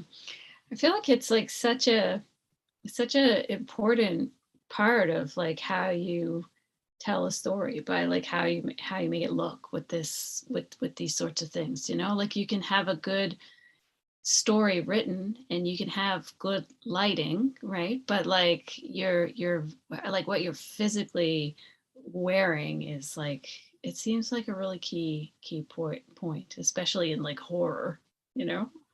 Exactly. Because it really brings it to life in front of you. And it's just a really fun way to showcase all the nice storylines without, you know, it being true. Yeah. And you also work closely with props and making sure that all the, and also special effects to make sure like all the different things are the same, like you're using the same blood, or you're letting everyone aware that you have so many options, like so many doubles, and then it's like, okay, well, we'll only be able to do 2 takes, because after so many takes, then the shirt, all the shirts are bloody at stage where you have to move on, or you won't be able to go back. Yeah, I know, like for the like for the 48-hour challenge, like stuff it's like pretty quick, and usually like people, they do, I don't know, Ellen, when you did yours, like how many shots did you typically, how many, is it like it's a couple, At least right? Like, one. at least one, but not too many, right? So just like these are great tips for like for those things that look realistic, but they're quick and they're like achievable for people to do to make it look the way they have it in their head, Yeah, definitely. Yeah. You just, lots of communication and plan it out and say it out loud to everybody. Okay, so we're going to have the bullet wound here, because once it's set, then it has to be the same every time. You want to watch the continuity, and you want to make sure that it matches what's going to happen later on or prior to what you did. So you just communicate, and you say it all together, and then make a decision together. And then it's great when everybody works together. All the different departments help each other to achieve the what the director's vision is. So how did you get into this line of work? How did you end up in the costume department? Well, I studied at LaSalle College in Montreal, and I focused on ladies and menswear, and then specialized in costumes. So one of the courses that I did in the last couple of semesters was a patina course, which is the breakdown of a garment, or you could patina furniture and automobiles, but we focused on the breakdown of costumes. And so really great way, again, is the Walking Dead. All those costumes are they look so real and tattered and torn and bloody and gutty, but there was a team that made all of those costumes. So they would sit down and spend hours grading t-shirts using a grater, and then applying different materials and different supplies to make all that look the way it is. And I really loved that. And I was fortunate enough to work on Frontier, where we had a breakdown artist from Toronto, and anything that we built on Frontier was broken down, no matter what. Even if it was the richest character, their garment was still broken down, whether it was tattered or just like a gentle wear. Another good example would be Harry Potter. So there's no blood and guts in that as like a horror film, but these wizards and the teachers, they would wear their robes and their costumes for hundreds of years. So if you watch those movies, you can see the different aging and techniques that they would probably use on their hem or their cuff. Pirates of the Caribbean is another great example. Jack Sparrow wore those costumes through so much, and if you look really closely, you'll see that it looks tattered and old and dirty, but he probably had maybe 10 of the shirts the exact same, so he could wear them throughout all of the shooting. And so that's basically how I got into it. I just started in school and volunteered and gave, lots of hopes and dreams, and did it. Yeah. I love watching your demeanor and the way that you were doing this. It totally, like, I would watch a Bob Ross thing with you patining. Is that what you call it? Patining? Yeah, so patina, I think, is just like the breakdown of something. So like if you Google patina, like a car could possibly show up that is 50 years old, and you'll see like the rust and all that. So I guess that's just the breakdown of the materials and the shirts and the garments. I was thinking of like the show Surreal Estate, and like there's probably like, you know, lots of, I'm sure that that's on that show as well, where you're doing patina with the garments, but like there's a very like spooky vibe to the show and to the clothes that people are wearing, and it's like that's sort of like achieved differently, right? Like, but like not so much like a process with the clothes themselves, but like how you tell the story, like through the actual clothes, like the style of clothes, you know, like is that more of a stylistic choice for something like that? And how do you pair those things up? Does that make sense? Yeah, so I think when like for Surreal Estate, for example, we had a lot of room for creativity when we did these ghosts and goblins, because everyone can interpret that some different. So how I look at it is, so how I would start doing some research of different periods and what were creepy about, what could be creepy about those time periods, and what happened in those, like in that decade. So on Surreal Estate, in the first episode, there is this dream where she wakes up and she's surrounded by these doctors and the surgeon and nurses from like the 1920s. So I would do research and take some print out photos, and I would Google and look at different types of materials and print it off and kind of rearrange a board and pull all of the nice things or all of the things that I like from different photos and build a garment. And I'm really big on textures. So when I work very closely with a pattern maker and a seamstress, and we build each garment and we pick out the fabrics, and I think about what that would look like once the breakdown of the patina has been applied and how it would be. So I also look at, I go to thrift stores and I pick up different garments that are older that have been worn. Like good example would be like a pair of jeans or a men's jeans. Like often you would see like the natural breakdown of the pocket and where the cell phone would be or a wallet would be.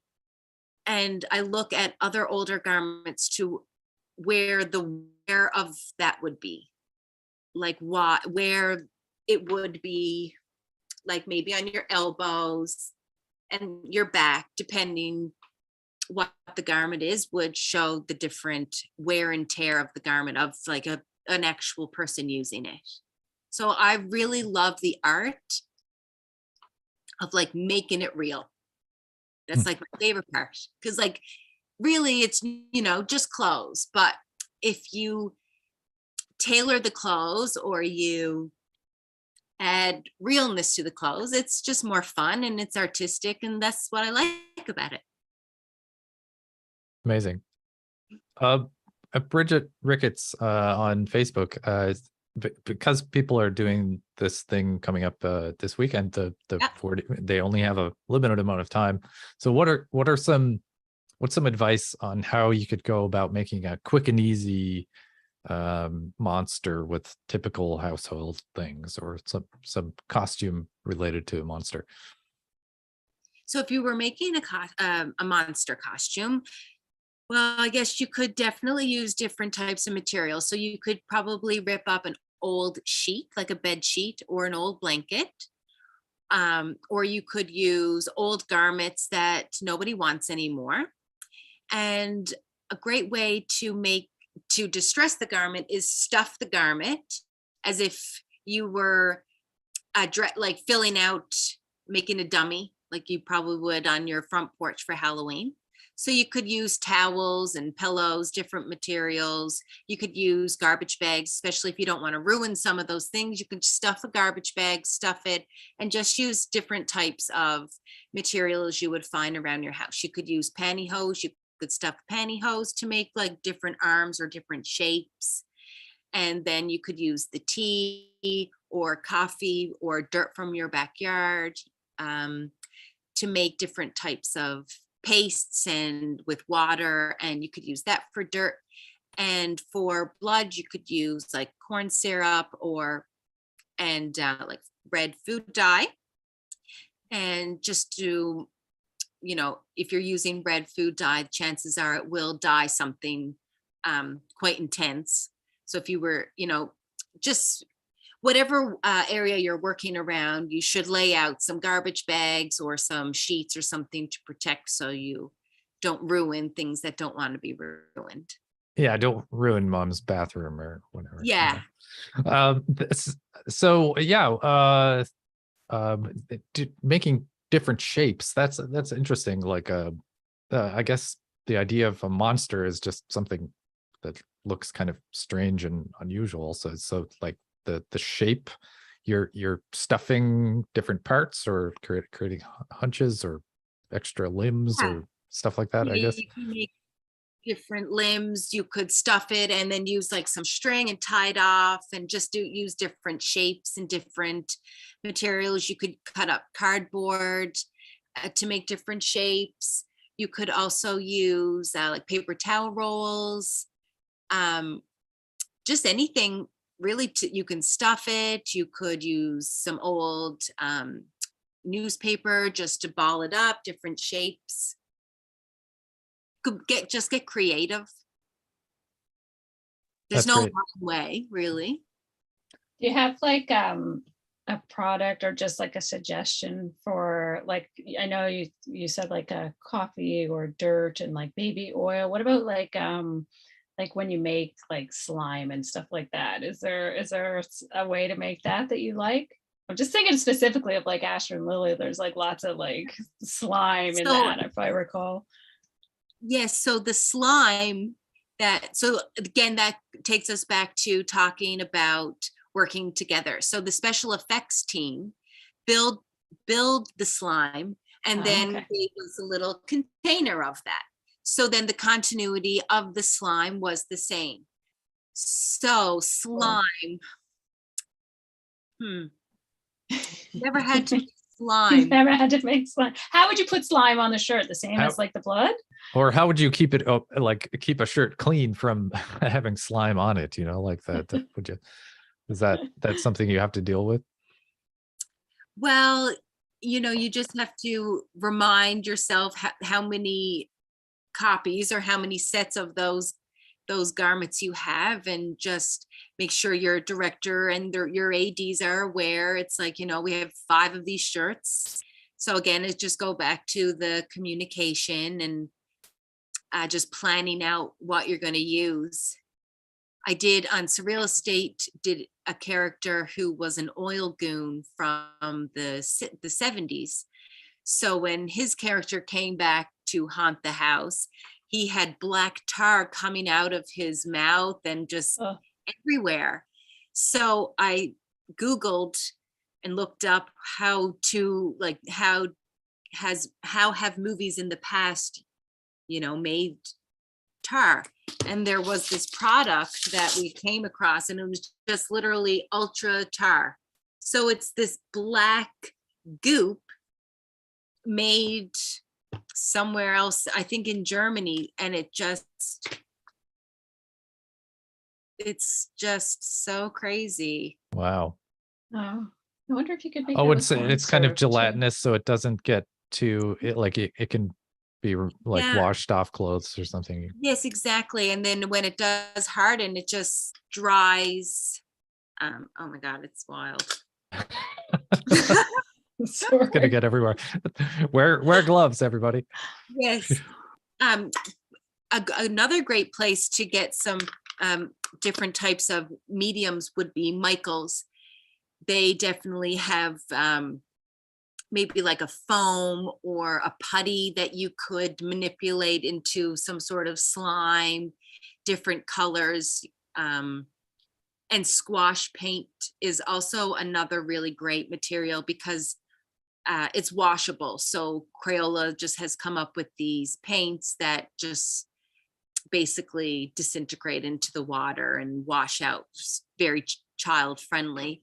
And you could mix that with water and like flour and make a paste, and that would also maybe be a good slime.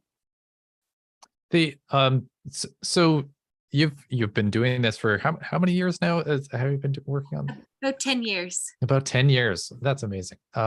What are some of your favorite experiences that you've had, or like moments where you've had where you were very proud of what you made on screen? Well, I love any monster that involves vintage or like period. I love the period pieces, mostly because of the breakdown. Also, it's just I love the art of it. So making things that are 50 plus years old always have a nice patina to them. So one of my favorite pieces was in Surreal Estate, the surgeon scene. I made all of those garments for the surgeon, the nurses, out of each piece was handmade.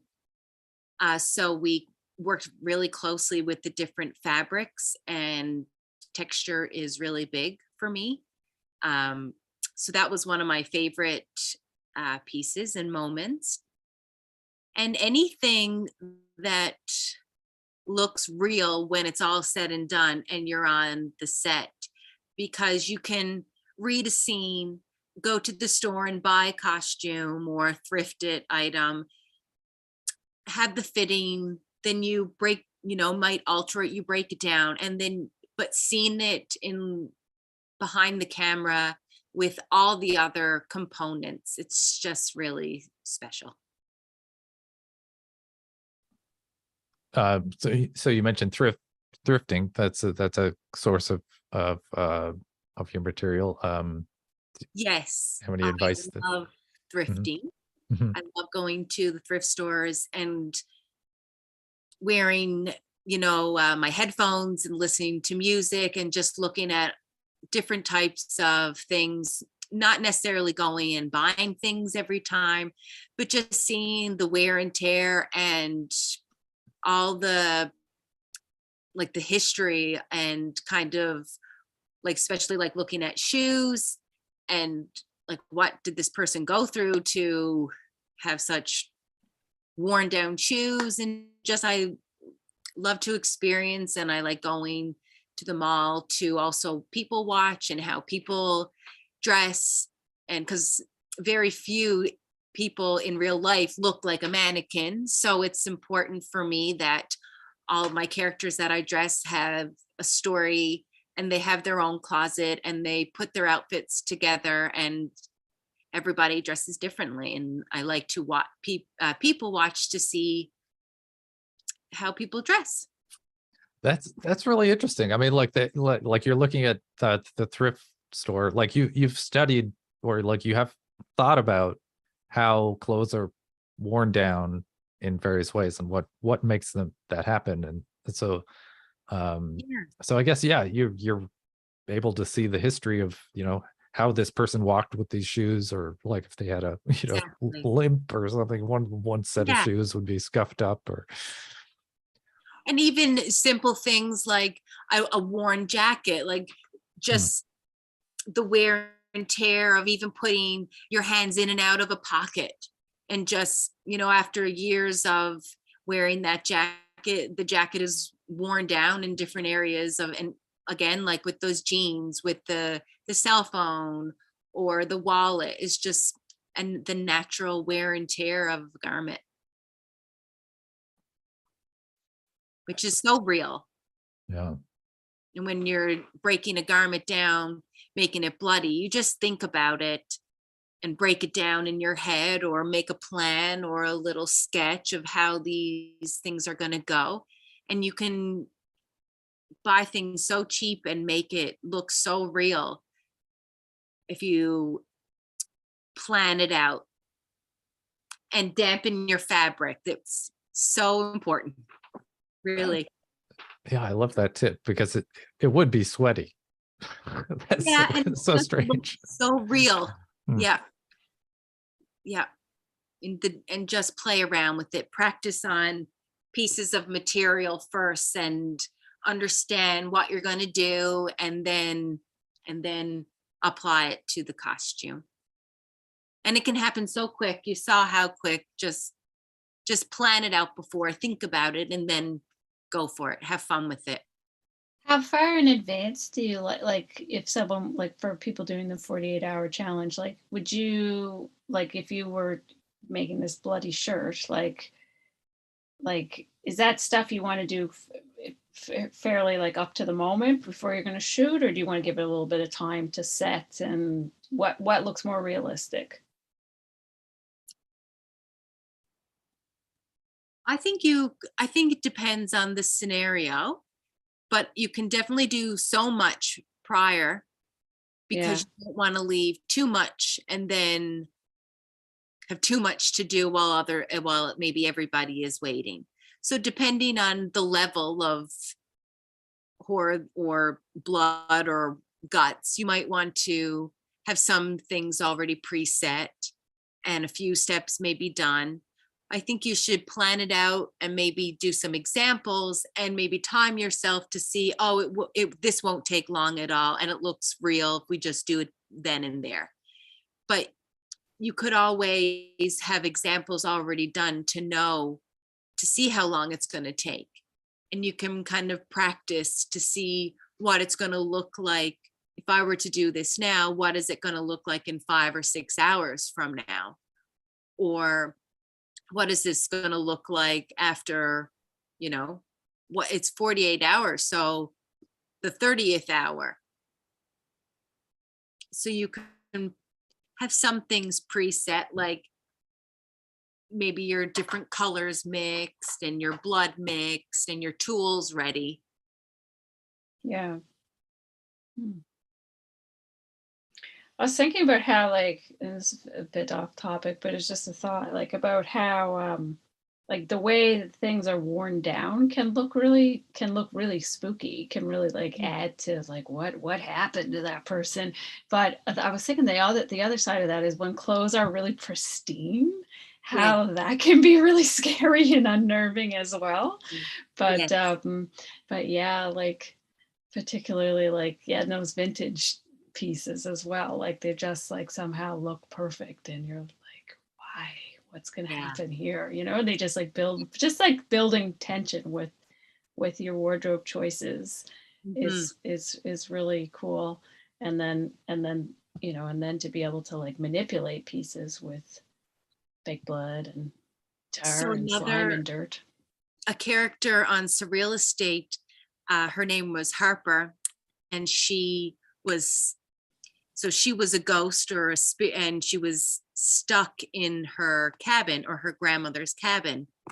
So her character, it didn't get bloody or anything, nothing happened to her, but she had to look creepy in her own way. So that was fun, because we started thinking, well, she couldn't leave the cabin and it was her grandmother's cabin. There would be different types of clothing in the closets that we pulled from, or that she would pull from. So it was just simple things like that, wearing vintage pieces. And like you said, having everything look pristine. So she would probably do up her collar all the way up and then maybe wear a sweater over it, and layering just different types of fabrics and vintage pieces and the coloring without applying any guts or blood. That's creepy in itself, because why is this young girl wearing only vintage, skirts that look like a grandmother's couch, and just different textures and colors. And that is just a great way to make things creepy through vintage and the styling of it. Right, like you're kind of taking something and to make it unusual, you have to make it not it doesn't have to be overt. Like it could be kind of subtle, or just the way that it's wearing on this person or something. It could be hunched over, or so I guess some way of defamiliarizing it or distorting it or something. Right. Just making it creepy in its own way, and using, just the fabric or the textures, or adding a button or tailoring it. So making it. Yeah, like the Francois van Zyl who spoke before, he was just talking about how just taking the ordinary and making it weird. Like how key that is for horror. And like I'm thinking about that a lot as we're talking about wardrobe, and like that you definitely like, even just a plain white t-shirt, like like it's obviously like blood is creepy in and of itself, but there's just like something very simple about a plain white t-shirt, and making it weird. Yeah. Maybe tucking it in a certain way, or just styling it a certain way could make it creepy for sure. Yeah. Someone on Facebook is a fan of yours, and also says that this is NJ King. He said, I appreciate this person's ability to put me in a costume. Because so apparently you've worked with him before. Also professional and approach ability to make actors feel comfortable immediately in a potential high anxiety environment. What are some ways that you managed to do that? Well, I think the fitting with the actor is really important, because it's a chance for myself and anyone that is working with the actor to understand how they see themselves playing that character. So making them comfortable and making sure that they are wearing something that they see their character wearing. And that is not always that easy to do, because everybody, might feel differently how they see their character. So it's just important for myself to just understand where they're coming from and how they see themselves, and tailoring the garment also to make them feel comfortable in it. And any work that you have to do, don't do it just like immediately before, so that it holds everything up. And I suppose Right. Having it done in advance. Yeah. Plan ahead. Oh, go ahead. Sorry. Just to plan ahead. And I mean, it's always so rushed on set, and is, very intense, and it's the most organized chaos. Everybody's running around doing their own job. So you just, stick to your own lane and do what you're asked to do. So, be prepared and plan, and just know what you're going to do regarding like the blood or the guts, and just be prepared and have all your tools prepped.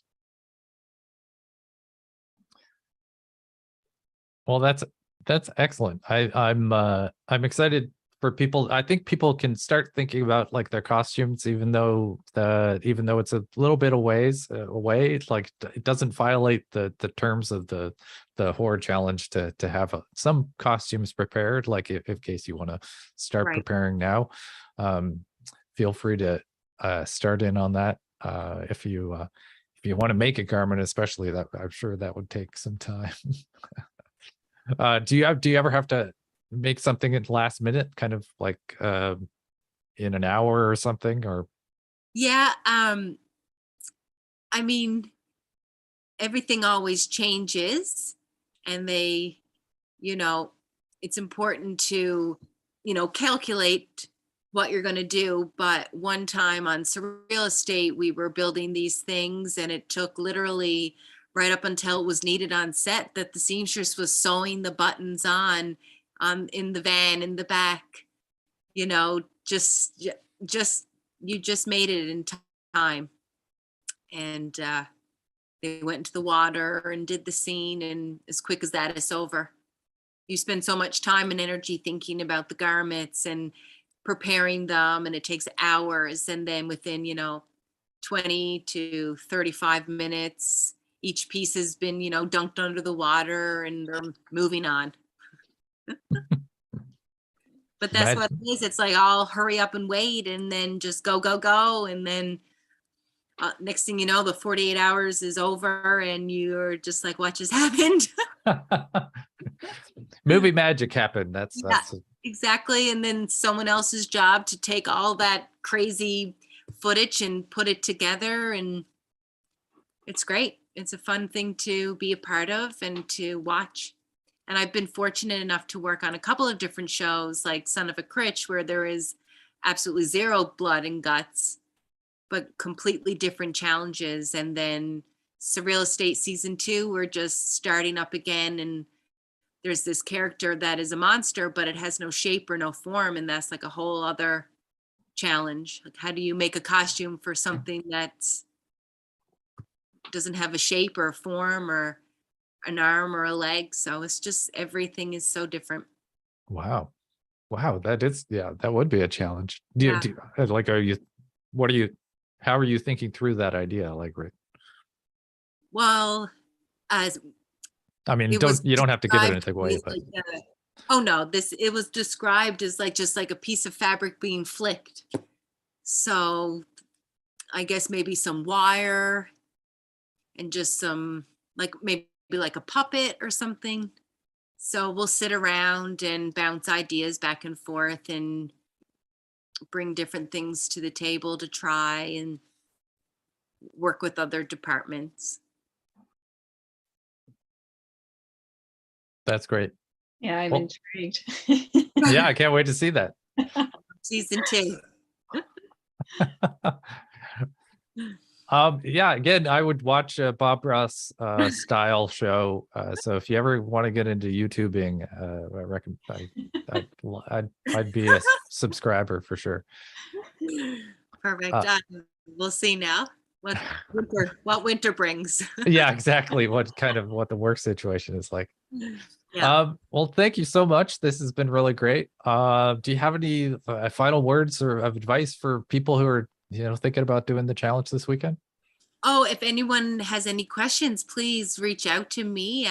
You can find me on Instagram, and I'll be more than happy to give you some suggestions and help you in any way and bounce some ideas back and forth. Absolutely, anytime. That's great. Well, thanks again. And things you have coming up, like Surreal Estate season 2, coming up, like you're shooting that soon, or? Yeah, I think we go to camera in about 3 weeks from now. So right now we're in our prepping where we've read all the scripts and we started printing the photos and getting the fabric and having the conversations and reaching out to the actors, getting sizes, and it's starting fast and furious. And then we'll shoot it, and then come December, we'll have no idea what happened. It'll all be a little dream that captured all on but a memory. film. Yeah. No, it's Amazing. great. Amazing. Well, I know you're very busy with these shows, so I really appreciate you taking some time out of your weekend to yes, absolutely. give us a breakdown of some of these techniques and some of these spots to source these different materials and different garments. And so thank you very much, Alison. And if anyone has any questions, just reach out. And we're gonna be up next with Mike Farty. He's gonna talk about improv for horror. And Alison, thank you again very much. And it was really nice to see you again. You're welcome. Take care, everyone. Have a great day and good luck. Hello, Mike Farty. Hello. How are you doing this afternoon? I'm doing grand. How about you? I'm good. Good. How you doing, Ellen? Oh, fabulous. Hey, Meg. What's up? Nothing much. We're actually recording a podcast. We're just taking a lunch break now. Oh, is this what podcast is this? That The could be so Wonders and bold. Blunders podcast. It's a Dungeons and Dragons. Started out as a horror comedy, and now it's just like a family romp. It's very strange. Very fun. Family romp. Yeah, they've created their own little monster family, and they're constantly expanding it by pulling every character that they meet into it. It's a lot of fun. So Mike, you have a long history with the 48-hour horror nickel 48-hour horror challenge. You did it in the first year, and you won that year. That was the very first year, and there were only a few of us, I think, in that it was like me and you and Hickey and Was it? Yeah, did Hickey do it that year? maybe he was the second I year. think he came in the second year, but yes, I've it's a long running beef that I have that I came second in that, or didn't win against you that year. It's been we've got to make more films that compete against each other. Yeah, we do. We need more competition arenas for the two of us to make up. But yeah, so the horror challenge is coming up this weekend, 7th to the 9th. And we've got, actually the nickel has moved away a little bit away from making it a competition, perhaps because of the hurt that I felt that first year, maybe. Yeah, our blood feud is a real like story to be wary of. Beware, don't become like us jaded fools.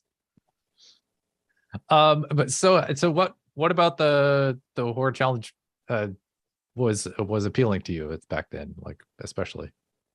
So yeah, and I guess it ties into kind of the things that I was going to talk about today. Is I started out in improv. I was an improviser all through junior high and high school, and then beyond. We started with the Stanley Brexton improv troupe, and my only experience with filmmaking was in school. Like in high school, I had like a little mini DV camera that I would, every school project that I could possibly turn into a video, I turned into a video.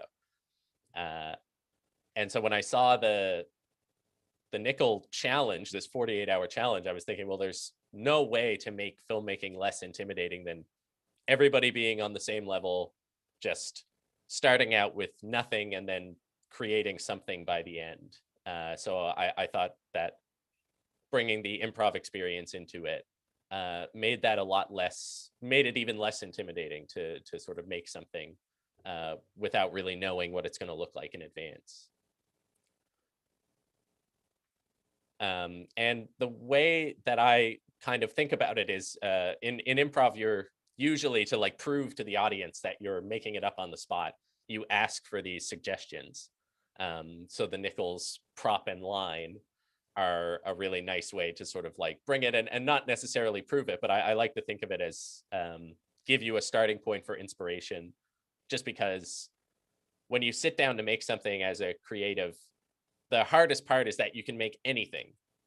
And so I think the biggest thing to make it less intimidating is using things like limitation to narrow down those options until you have something that is just sitting in front of you and feels obvious to work on.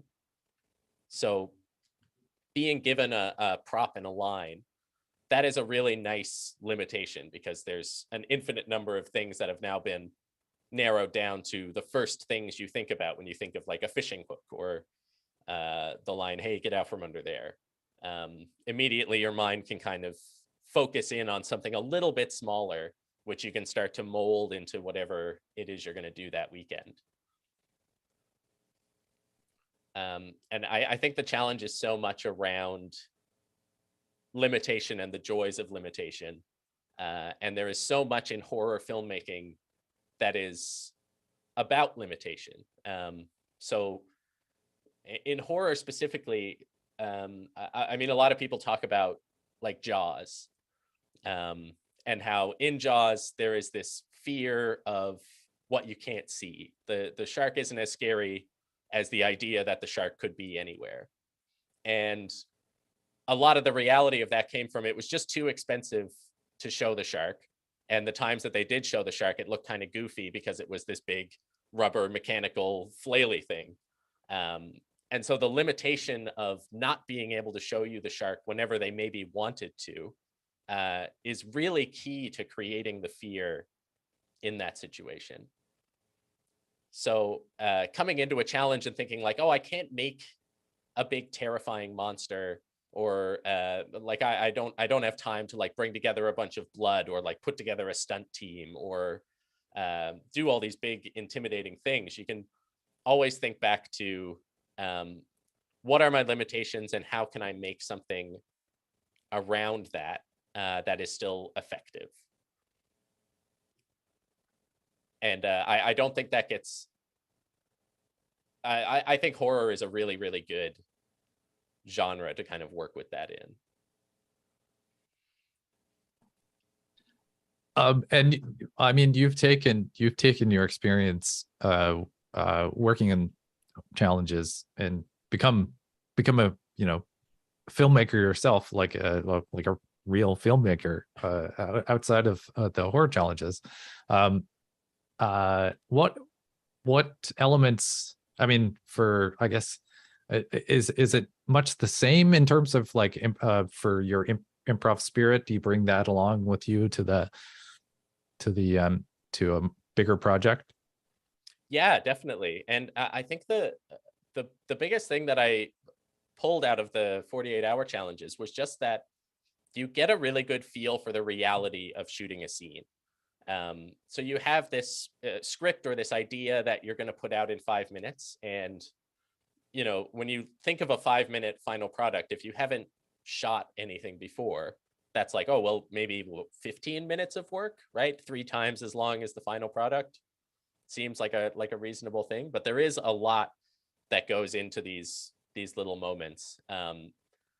And my first scripts that I didn't shoot all had something in common, which was that they were just way too big and way too complicated, with lots of locations and lots of effects and that kind of thing. But the joy that came from the 48-hour challenges of really like keeping things small and trying to find the core theme that exists and making it easily presentable and easily shootable, I think is the big thing that I carried into my other projects. Moving on was my first time film that I did through NIFCO. And even that was far, far too big for what I should have done. It had a lot of special effects in it, which I did learn how to do, but took so much time and so much work. And Matchstick, which was the biggest one that I've shot through the Picture Star program, was also a bit too big, but reined back quite a bit, and we had a larger crew to sort of assist in making those things happen, and they did an amazing job. Yeah, that's great. Like I guess the thing with improv is like your tendency is to just throw yourself into bad situations. Like, yeah, that's kind of the what you're aiming to do. Yeah. You're definitely aiming to put yourself in some kind of panic. And I think the hard part of coming out of improv is like improv on stage, we say something's there and everyone just imagines it's there. So there is like, right. I think that is a lot of the problems that I had with creating a film were coming from that kind of area, where I was like, oh yeah, well, this scene starts out in a space station. And when I don't have to show you a space station, that's super easy to say when I'm just relying on your imagination. But in filmmaking, you have to create some kind of space station, which I think with the group, when we did the Sci-fi challenge, we wanted it to take place in a spaceship.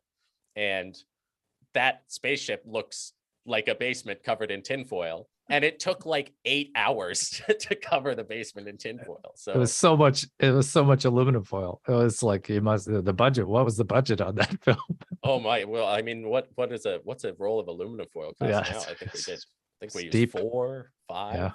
Must have been $25 at least on that budget. But those are the types of things that, you know, you can feel like a perfectionist and say like, oh, I don't want to shoot this in a spaceship because I can't make a realistic spaceship. But this challenge is such a good opportunity to take a swing at something like that and just like be okay with how it turns out. I know like I have from day one, and I know you're this is probably even harder for you from the crushing loss in that first year, but I cheat every year and do comedy because I know comedy a lot better than I know horror. And so horror comedy has become sort of the wheelhouse that I work in. And having the little bit of comedy allows those big budget moments to be more realistic in the world if you're not taking it too seriously yourself. So with improv, so when you're given it or taking a challenge, you take the prop and line, but what other kind of improvisational approaches do you take with making the film? So a lot of it comes down to who you're working with. So I think earlier you were talking about working with your crew and really allowing them to be part of the writing process, which is totally, I think, a really good way to look at it, because it takes a lot of the pressure off of whoever is signed up as the writer, to allow more people to sort of come in on that.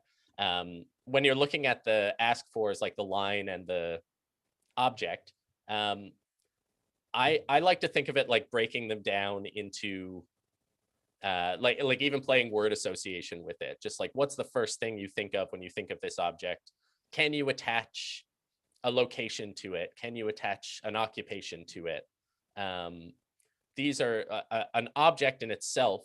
Yes, you could, if you have like a knife or a fishing hook, that appearing in it is great. But if you don't have access to that object, I know like the nickel always does a great job of making it an easy enough thing to sort of have on hand. But if you're really stumped on it and don't just want to show it, trying to pull those other sort of orbiting ideas in as well is a great way to kind of fill out the script to make that object really meaningful in multiple ways. And it again, like with that limitation, it takes a lot of the work off of you with these millions of possibilities. So if I'm working with a team, then maybe we'll sit down and we'll talk about that. Like where are we going to shoot this that is affected by that object in line? Who is our main character? Are they affected by that? And pooling those ideas together. And I think with the challenges, you don't necessarily need to be so, a lot of challenges that I do personally, there is no script per se. We don't know what we're going to say when we come in. Sometimes we'll have a general idea of what a conversation is going to be about. So if you have a group and you'd rather like prepare and sit down and like write it out word for word, I would say that's totally fine. You don't have time over a 48-hour weekend to really obsess and nail down every word into the perfect thing. So being open to just having an idea of where the scene's going to start and where it's going to end is really good. And then you can just have fun in the middle, and you can either cut around in editing, or just do a few takes. Yeah, look, I mean, outside of horror or comedy, like there are filmmakers who actually use that, like you know where you start, know who the characters are, know where you're ending.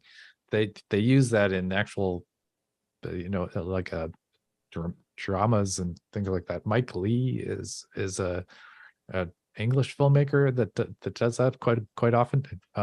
But so with can you take us through a film that you've done before, and maybe take us through your process with that. Yeah, okay.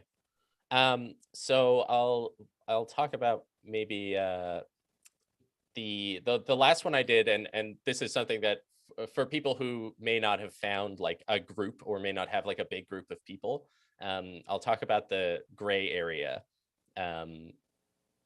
which was one that I did completely alone. So if you have your whatever you're filming with, being able to set it up on like a little tripod or even just leaning it up against some books just to get that scene that you need, you really can shoot these things completely on your own. So I was thinking, I got gray area, which for me meant that kind of state of in between. So I did just like what I had at hand, I had some medication. So I thought, okay, well, I've got these pills. So it's a guy who takes a bunch of pills and then is waiting to get high as the kind of in between area. So the idea just became about waiting and what you do while you're waiting, and kind of tied it in with this whole idea that we have at that point had all been waiting to kind of go back outside and start seeing people again and how that affected us. So with that, I said, I'm going to ramble. What I wanted to do was just shoot a bunch of scenes that I could shoot by myself in the house, and then stick them together in kind of a coherent way, and then monologue over the top of it, because I didn't want to do speaking into the camera. I have an audio set up, so that was one thing that I knew I could do, was just do a voiceover over the full thing, which, you know, cut down the amount of people that I needed to have around to do that particular film. So it was shooting things around the idea of waiting. So things that I do personally, like hanging out with the cats, you know, eating a meal, staring out the window, and generally having an existential crisis. So those were the shots that I had. And then I just watched that footage after sticking together about 3 minutes of it. I just watched that footage and kind of let my mind wander out loud into the microphone for about that same amount of time. And it was just that having that general theme in my head was enough to kind of make a film. On the other side of that, with kind of a bigger team, if the last one we did, the sitcom challenge, that one was everybody kind of got together and talked about what they wanted in the sketch. It was the sketch comedy challenge. So they all talked about what they wanted in the sketch. So they said, we want it to be Fraser related. We want it to be Fraser talking on open line. And there is something terrible that happened in a tunnel. And I wasn't there for the planning of this. So that was kind of the information that I was given when I showed up on the day. And so there was no script. It was just those general ideas. And so it was just kind of the 5 or 6 of us sitting there saying, what would be funny? Like, how do we start this? I guess we just start with an introduction to open line and talking to the listeners. And someone would say, oh, we should allude to this tunnel thing. Because again, we knew where it started, which was talking on open line, Fraser's first day on open line. His name was Hamish in this. But it was Fraser's first day on open line. And we knew it ended in some wild way in a tunnel, which we knew this tunnel existed that we wanted to shoot in. So we knew it was going to start here and end here. So all we needed to do was make sure that the scenes started in that kind of very regular grounded place and slowly transitioned into this extremely wild place that we ended in. And it was a very like free flowing. We must have shot half an hour of footage, and then Kevin edited it down to 4 or 5 minutes over a few passes. But you can really, if you have a lot of fun and just do everything that's on your mind in the shooting, the editing will be much more difficult, but there will be a story in there that you can find. And a lot of filmmakers find their story either when they start, so they'll know what they're going to shoot, and they'll shoot it meticulously, and they'll go through and they'll draw out a shot list, and they'll say, we'll check all these off and we'll get them, and then I'll just stick them in order in the edit. And that's a great way to do it. Shot lists are amazing, especially in these short challenges. Any shot that you have in your head that you definitely want to get, just having a little checklist to tick off as you go through is a really good idea. But you can also just really, if you're with a group of people and they're all really into it and they have lots of ideas flowing, if you've got time, shoot the ideas, and then you can all sit down and look through the footage and find the story that exists in there, because editing in itself is a form of storytelling. Someone could give you the clips of all of the challenges together in just a huge jumble, and you could pull hundreds and hundreds of stories out of them just through editing, and putting those different things together. So it is very much its own storytelling format. So that can be, if you really let that pre-existing idea, if you're really stuck in the edit, you can really let any pre-existing idea that you had go and just watch the footage and see what's there, and just look for a beginning, middle, and end. Or even in short films, if there's just an emotional through line, if there's a transition from a character from one emotion to another, that is a story. And you can really leave yourself open to find that in the edit. It's a different type of improvising, but it's very much the same mindset of just taking what's in front of you and just molding it into what you want to make it into. That's amazing. In your description for this workshop today, or the subtitle was the fava beans. So tell me about why that line from what is that? What movie is that again? Oh, Silence of the Lambs. Yeah. Why was that? Why did you bring that up? Why did you mention that? Well, Sandy actually did, which is a really great, it's a really good, but it's one of those improvised lines that I feel like when you really know your character, that is the type of thing that, like, as a director, it can be very fun to, your actor, you're kind of trusting your actors a lot of the time to know the character better than you. And allowing an actor the space to kind of improvise in the world that they've imagined for their character.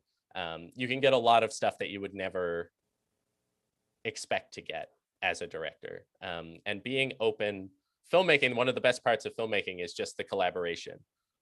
So when things are really running and you have a crew who all have different interests. So like if you have somebody who loves wardrobe and loves special effects, giving them the free reign, like a director doesn't mean that you are deciding every single thing that happens. I like to think of it as you're just, as a director, I like surrounding myself with people who know what they're doing in their department better than I ever could. So if somebody comes to me with an idea, I would stay like very, very open to taking those ideas, even if it's not what you originally pictured, as long as it is on the same highway that you are traveling on. There's lots of lanes, everybody's in their lane. And as long as they're not like veering off onto a different highway, being open to what they're bringing, whether that's through line changes or I know like people when they're working in sets can do some really good like foreshadowing and thematic work through what is like sitting on a character's desk. Like you can tell so much about a character by what's sitting on their desk. And it frees up your space a lot to just think about the bigger picture. If you have somebody who's there saying, oh, this, psychologist has a bunch of children's books on their desk. even though they work with adults. Like that says a lot about a character that you may not have time to think about as a director, but letting somebody in their own element kind of come forward with those ideas is really great.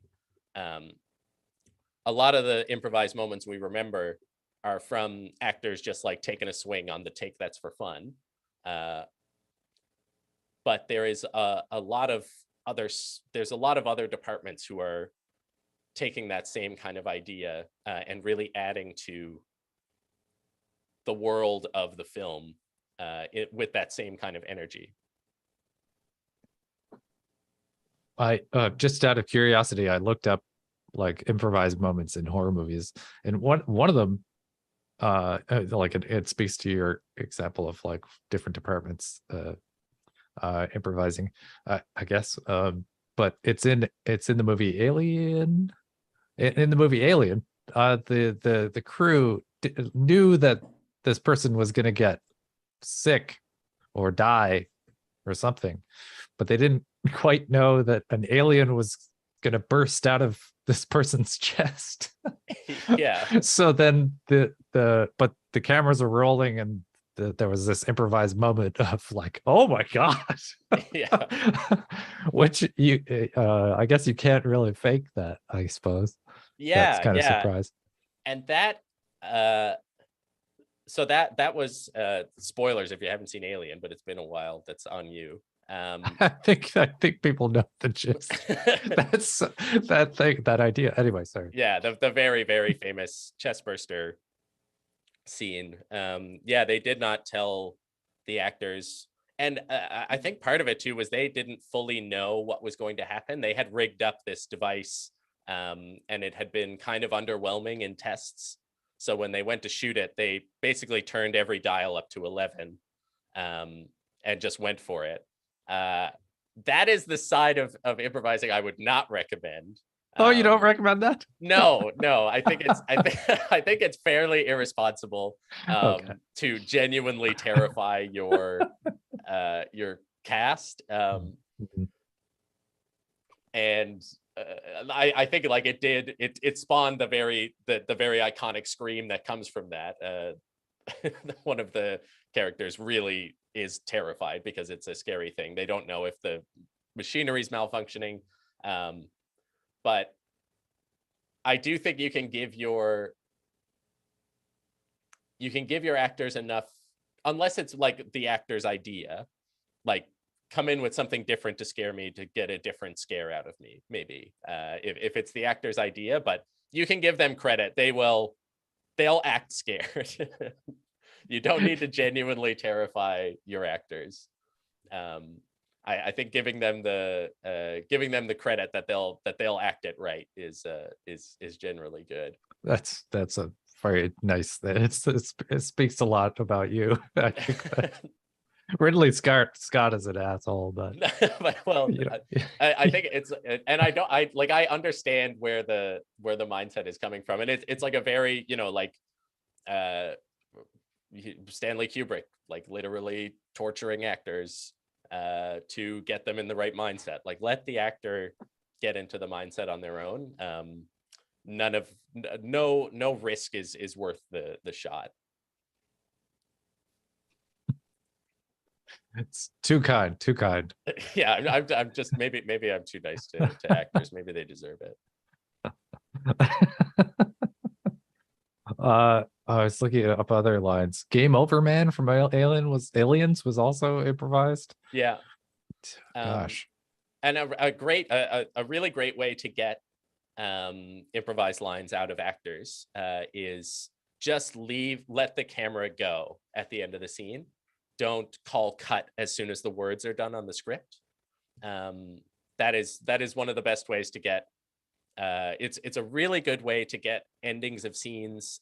You can sometimes get extra interactions because by the end of the scene, the actors are the most in their character as they'll be.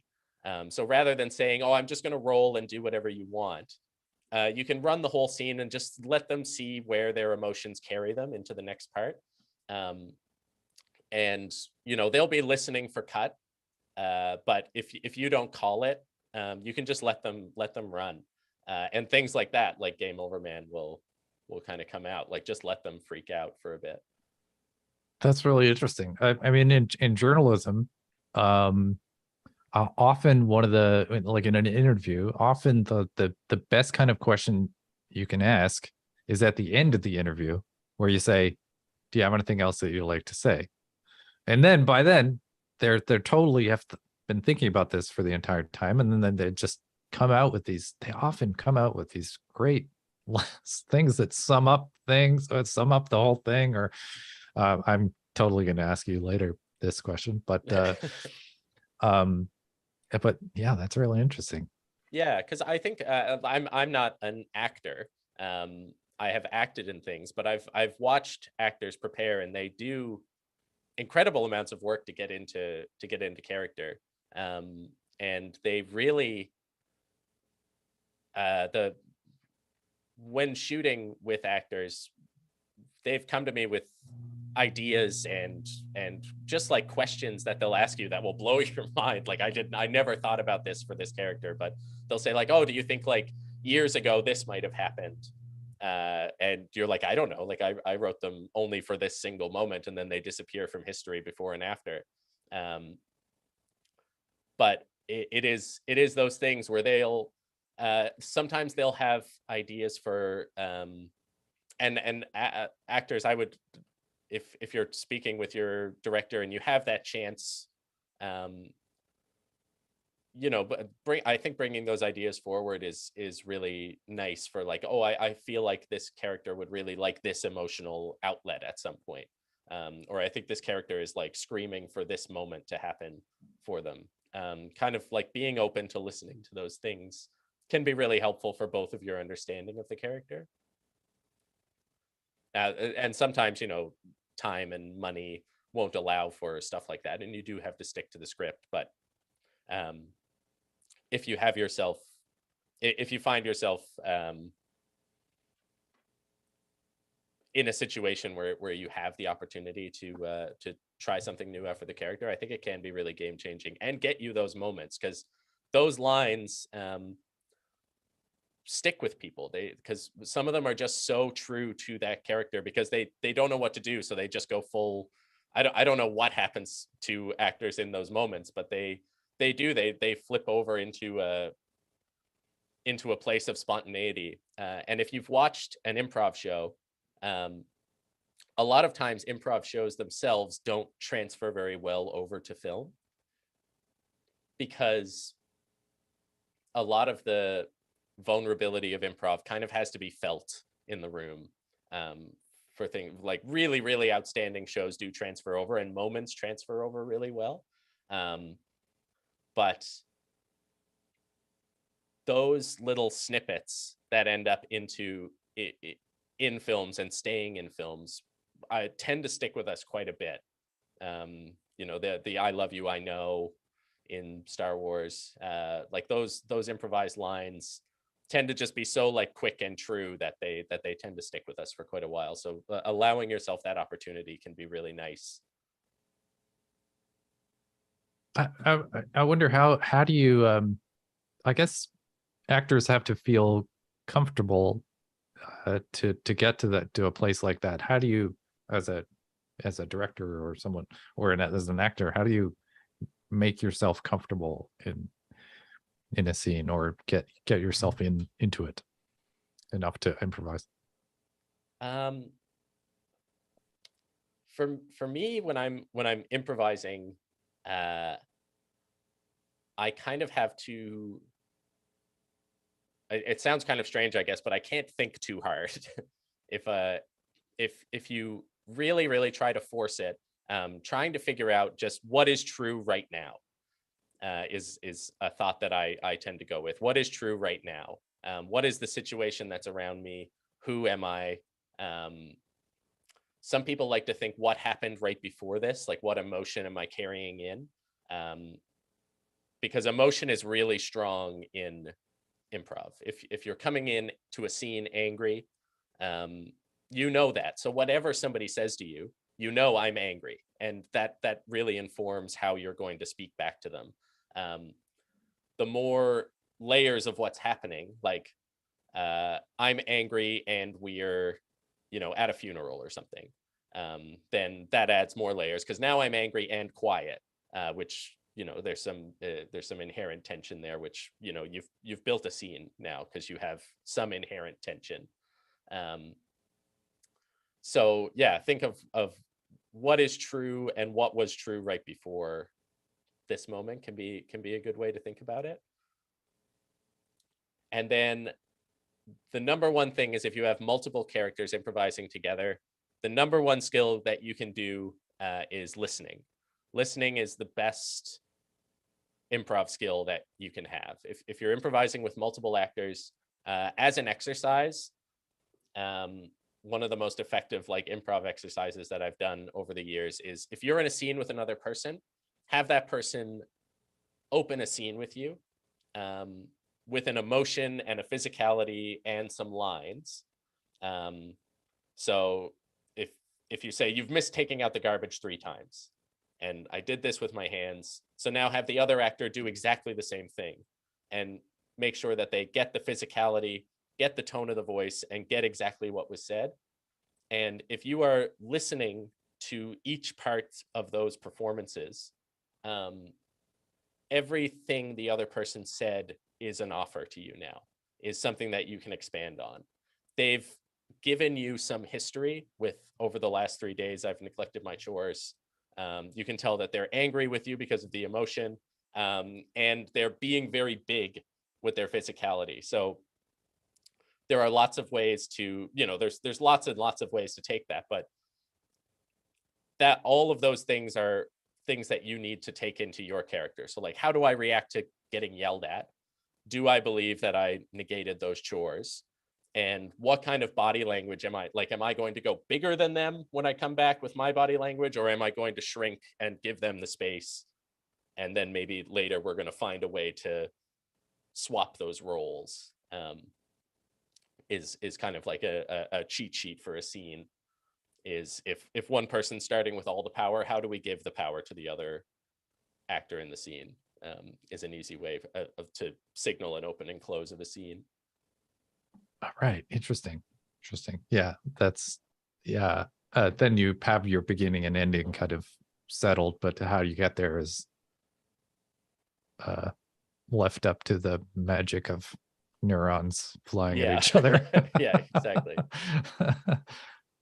And actors, I know, have lots of ways to get in character. Some people do like to do the more method, trying to think of like what goes on throughout the day for this character. What was a big event that is carrying their emotional state through this film or through this next scene. And again, like I always go back to, where are we starting? Where are we ending? In an emotional sense. What do I want out of this scene? A character should ideally have a goal in every scene that they're in. So preparing and keeping that goal in the front of your mind when you're going through, even if the conversation isn't about that goal directly, that's a nice way to add subtext. Is, we're talking about the weather, but I've been sent here to take that briefcase from you. That's going to affect where your eyes are looking. Like if they're looking at the clouds, you're looking at the briefcase, and then there's a little bit of subtext in the scene. And then the other thing with a goal is goals line up with tactics. And so you have a tactic and this can be helpful in writing as well. If you get stuck, somebody wants something and they can't have it because we're only 2 pages in, and they can't get it till the end, so this idea can't work. And so the idea of tactics is coming forward and asking for it. That doesn't work. Switch tactics. I'm going to sneak in. I'm going to do something physical. That doesn't work. Switch tactics. I'm going to go to a third party and get them to assist in a way that I can't. These tactics are a really nice way to keep action and plot fresh, because you're not just banging your head against the wall, asking over and over again. you're trying different methods to get the same goal. Right. Bridget Ricketts on Facebook has a question. Yeah. One problem I have experienced with improv is your characters all talking at once. Are there any suggestions for preventing this, or? Yeah, so I always go back to listening. So if you have lots of characters on stage or on screen at the same time, there will be sometimes it can be helpful to sort of assign a status number to each person. So who has the highest status in the room? If someone's a 10 on the status scale, they have the highest status. When they speak, nobody else speaks. They all listen, and they're all attentive. Moving down the scale, having somebody get interrupted all the time, like Ed in Evil Dead, extremely low status, cannot get a word in edgewise, and that turns out to be a funny joke and a very informing thing about that character. Very, very low on the status scale. And then everyone in the middle is probably going to be fighting over status. So if you think about the status of all the characters in the room, that can be really helpful for like control, because it's not always bad if lots of people are talking at the same time, but having levels in the scene is what is going to make it effective. So thinking about Knives Out, lots of characters, and lots of times they all burst in and are talking at the same time. So if that's what tends to be happening, if the scene is moving towards everyone wants to be talking at the same time, think about what is it that makes everybody stop, and then hitting that level. Whenever everybody stops talking and only one person is speaking, we're going to listen to every word that they say. So the most important thing in that scene that needs to be said can really come from that one person, because with that level, our attention is going to go 100% to them. So if it's happening all the time, you don't necessarily need to fight it. You can try to use it. But if you do kind of want one character to go at a time, if you're doing it in a film, you have the option to let everybody talk over one another and then take a beat and say what was happening in that scene, and then come up with some pseudo dialogue. So I say this, they say this, they say this. You can let the scene run, see what the good jokes or good beats between characters are, and then focus on them with the camera. On stage, it's a little bit more, difficult because you're live.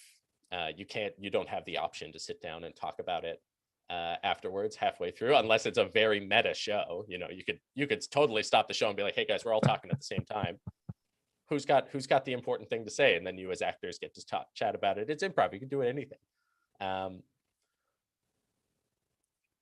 But I think status is a good way to know who's going to like own the room. And with that sort of listening skill, being able to say, oh, what is important? Is my role specifically important in this conversation? Do I need to be talking? Or can I sit back and react to this part? And will my character have more to say in a moment? It's I hope that's helpful. Yeah, I know it's a little that makes sense to me. No, the idea of status, someone being, the dominant kind of person, I guess, that's a useful trick for sure. Yeah, and if you have your very low status person and all of a sudden they step up, and we know that they're quiet and they're reserved, so when they step up to say something, that could shock everybody into silence as well, and that makes what they're going to say next very important. So it's about playing with those levels. Bridget says, that's great, thanks. No problem. Perfect answer. One of my favorite films that you've worked on is the Spaghetti Massacre. And with that, listen, I don't know, can you talk me through how that film came together? Or like, that was a film challenge film, I believe. Yeah. And that one, yeah, so that one was written. I believe we had an actual script for that. Adam Penny shot it, and it was myself and Matt wrote it, and then me and Matt and Ryan Barber, and very briefly Mike Vian and Julie acted in it. That one, I can't remember, I think the suggestion was spaghetti. It must have been, right? I can't Or a actually bag. I think the bag, maybe it was a bag, and we were trying to figure out how to use a bag, and we just thought it would be funny if they ran out of bowls and ate out of a bag. And I think that is like, there is a delirium that sets in the horror challenge, and because we're including comedy, and myself and Matt are both comedians, so we tend to move towards that anyway, but you can follow that delirium a little bit through this. That's, I think, part of the fun. And we wrote a script that was a little bit too long and a little bit too complicated, as is classic fashion for the two of us. And it took us, I think, from we started as soon as the suggestion came out. We wrote it. Usually we write it in about 20 minutes. We don't spend too much time on the script part, because we know that we're going to be open to changing it as we go. And we said, okay, well, what do we have at our disposal? Like, we can cook spaghetti. We do have a clear plastic bag. That's pretty easy. Who are the characters that would eat spaghetti out of a bag? You know, that informed a lot about like their living situation and what is upsetting to them and what is not upsetting to them. Like their friend coming home having been bitten by another person, not super strange for these guys, the way that they live. So that kind of helps to inform those character choices. So the basic story is a roommate comes home. They had been bitten by somebody on the way home, and they turn into a zombie. And all the power goes out at the same time. So they're just trying to escape their zombie roommate at this point in time. And so we had the major beats. I was going to get eaten and torn to shreds. We built a few little props. Someone gets their heart torn out at one point, so we made that out of a chicken breast and red food coloring. Do not recommend. Used actual meat. Oh, wow. Yeah, do not recommend that. It was horrible. It was terrible to touch. The smell was unbearable. We didn't use good food coloring. I feel like at some point talking to like Erica Tobin about like special effects, like how to I know that she was quite helpful in other projects to talk about like how to not, you know, stain your floors and walls for the rest of the time that you live in your apartment. But yeah, so we did kind of shoot that by the book, and it took us all night. I think we wrapped at like 6 a.m. And then I started editing immediately. And at that point, I think the deadline was at noon. So I think it took me until about 11:45 to edit it and upload it. But that one, we did a lot of improvised dialogue. We really just left the camera running on the three of us while we just discussed something. And again, we had those ins and outs. All three of us were just, you know, comfortable just chatting and joking in character throughout the whole thing. And we got some really nice moments. We also stole some moments from other films, which is a great strategy. Almost shot for shot the from Shaun of the Dead. We had the looking out the mail slot.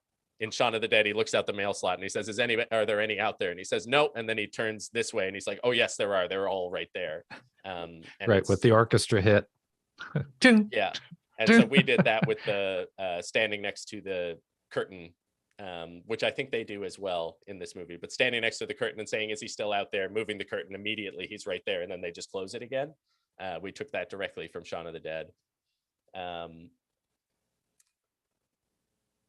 and I think those were like comedic beats that we kind of came up with on the spot, where we stood and we were standing in this room. That was my bedroom, which was really strange at the time because it was a glass French door, but it just had a curtain over it Right. for privacy. And so that was like a weird setup. And we were like, oh, well, we can use this in the scene. Like really looking around at the room, what is in it, like what's in your house that could be really useful for your short. So unfinished basements, so good. If you got an unfinished basement, like you've got a horror movie. That's the whole set. We have a terrible murder basement in this spot that we're in, and we've shot like 3 short horror films down there now. And we had the same thing in that house. We had an unfinished basement that was pretty open and creepy, and so the end of the movie, the final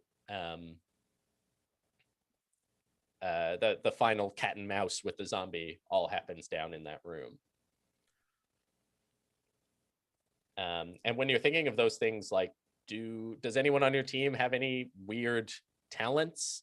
If they do, that's always something that you can put into these, if somebody can juggle or ride a unicycle, like you can figure out a way to put that in there. That's just more fodder that you have to kind of like make your film stand out in that really short time frame. Stuff that doesn't take a lot of extra preparation for you, but can add to the kind of production value of your short. If you have easy access to a like neat location, or if you're really good with wardrobe, if you're really good with special effects, those are all things that they add so much.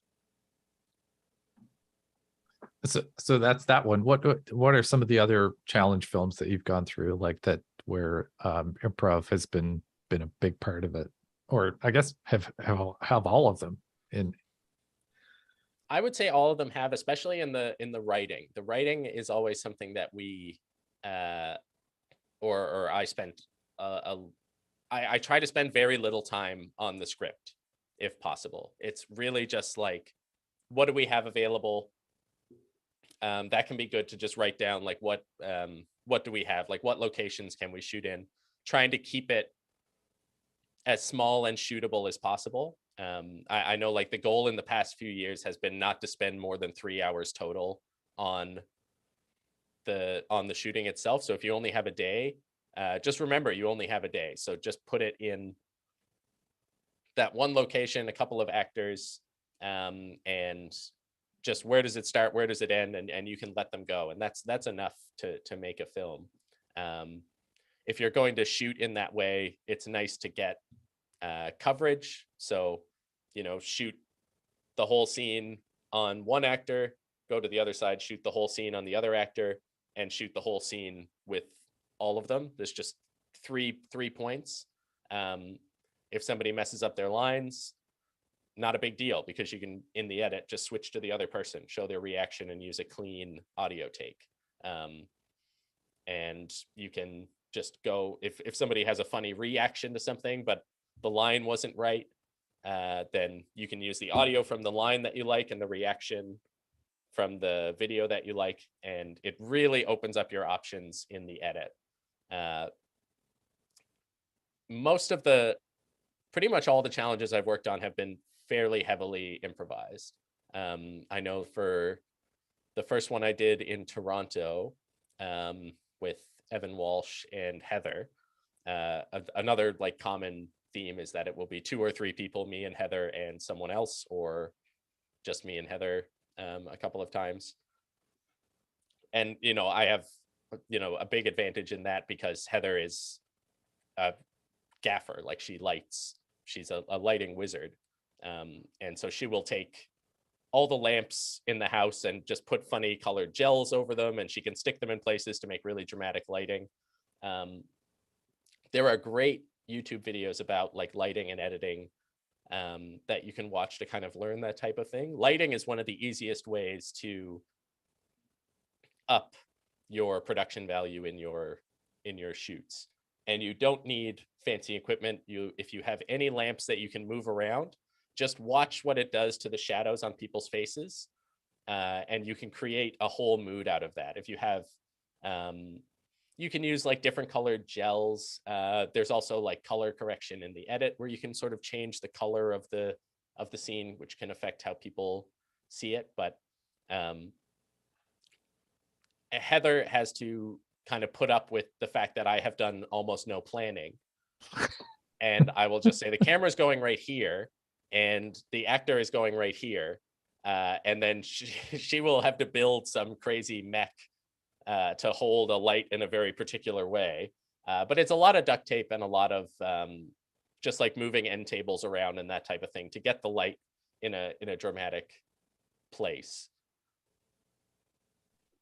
So when we did Hooked on You, or Gone Fishing, I think it was called, in Toronto, that one was, the whole idea was that it was a very surreal and kind of terrifying, potentially dangerous story that somebody is telling. And then in the end, it just turns out to be a, that's not a fish, that's my wife joke. And so we had those two. That was one where the lighting was very important, because the monologue we did in a very moody way. So we just put a hard light on one side of the actor. So they have a hard shadow down the middle of their face. Putting it like a bit high or a bit low, you can shift that shadow in really sinister ways. There were a lot of like inside the mind kind of flashback shots. All of those were done with a pink gel over the lights. So we had like a hot pink bathroom. They sell these little light bulbs now that you can hook up to your phone and just change the color on your phone. Those can be really great, and they're like, they could be like $10. They can be a really nice thing to add for moody colored lighting like that. So we had those pinks, those really harsh shadows, really dramatic, over the top acting, and then cutting to just regular room lighting, just a general wash over the group, and him saying, and so I said, that's not a fish, that's my wife. And then very grounded comedic acting to kind of just like switch the tone over that to sell the sort of punchline of it. Yes, like, did you murder her? Yeah, like, it's a very strange one. That was a very weird. I love that. Love them all. Well, we're nearing the end, and you know what question I'm going to ask. But thank you very much for spending the time with us today. Is there anything that you'd like to add? I feel like I've rambled a lot. So if there is anything that you'd like clarification on, definitely reach out, let me know. There's lots of very cool improv stuff happening in the city right now with St. John's Improv. So you can look them up. I'm not currently like directly involved in that, but they're doing really cool workshops around town. They've got shows at the Ship. Definitely check them out. There's some really great improv stuff happening. And no matter what you're doing, improv can be quite helpful for it. And yeah, I would say for people who have done the challenge before and are looking for something maybe a little different than the way that you've prepared them in the past, yeah, I would really suggest just like really let the suggestions that you get guide the film itself. Sit down and think, how many ways can I incorporate the line and the object into the overall theme of the story? With thought bubbles, those little bubble webs can be really helpful. Let the camera run for a little while after your scenes and see what the actors bring to it. And you're a group of people, maybe you're with friends, maybe you're with people who you just met, but this is a lot of it is a very fun process. And don't forget that it's supposed to be a lot of fun. It's not supposed to be a big stressful thing. So going into it with that mindset of we're gonna play around and find something that we're in the end happy with. I know I talked a lot about comedy, but you can really let that happen with horror as well. if you acting for horror, there's going to be a lot of reacting. So whoever is directing, giving them strong images to think about with their reactions can be really nice. And they don't have to be directly related to what creature or what person they are looking at. So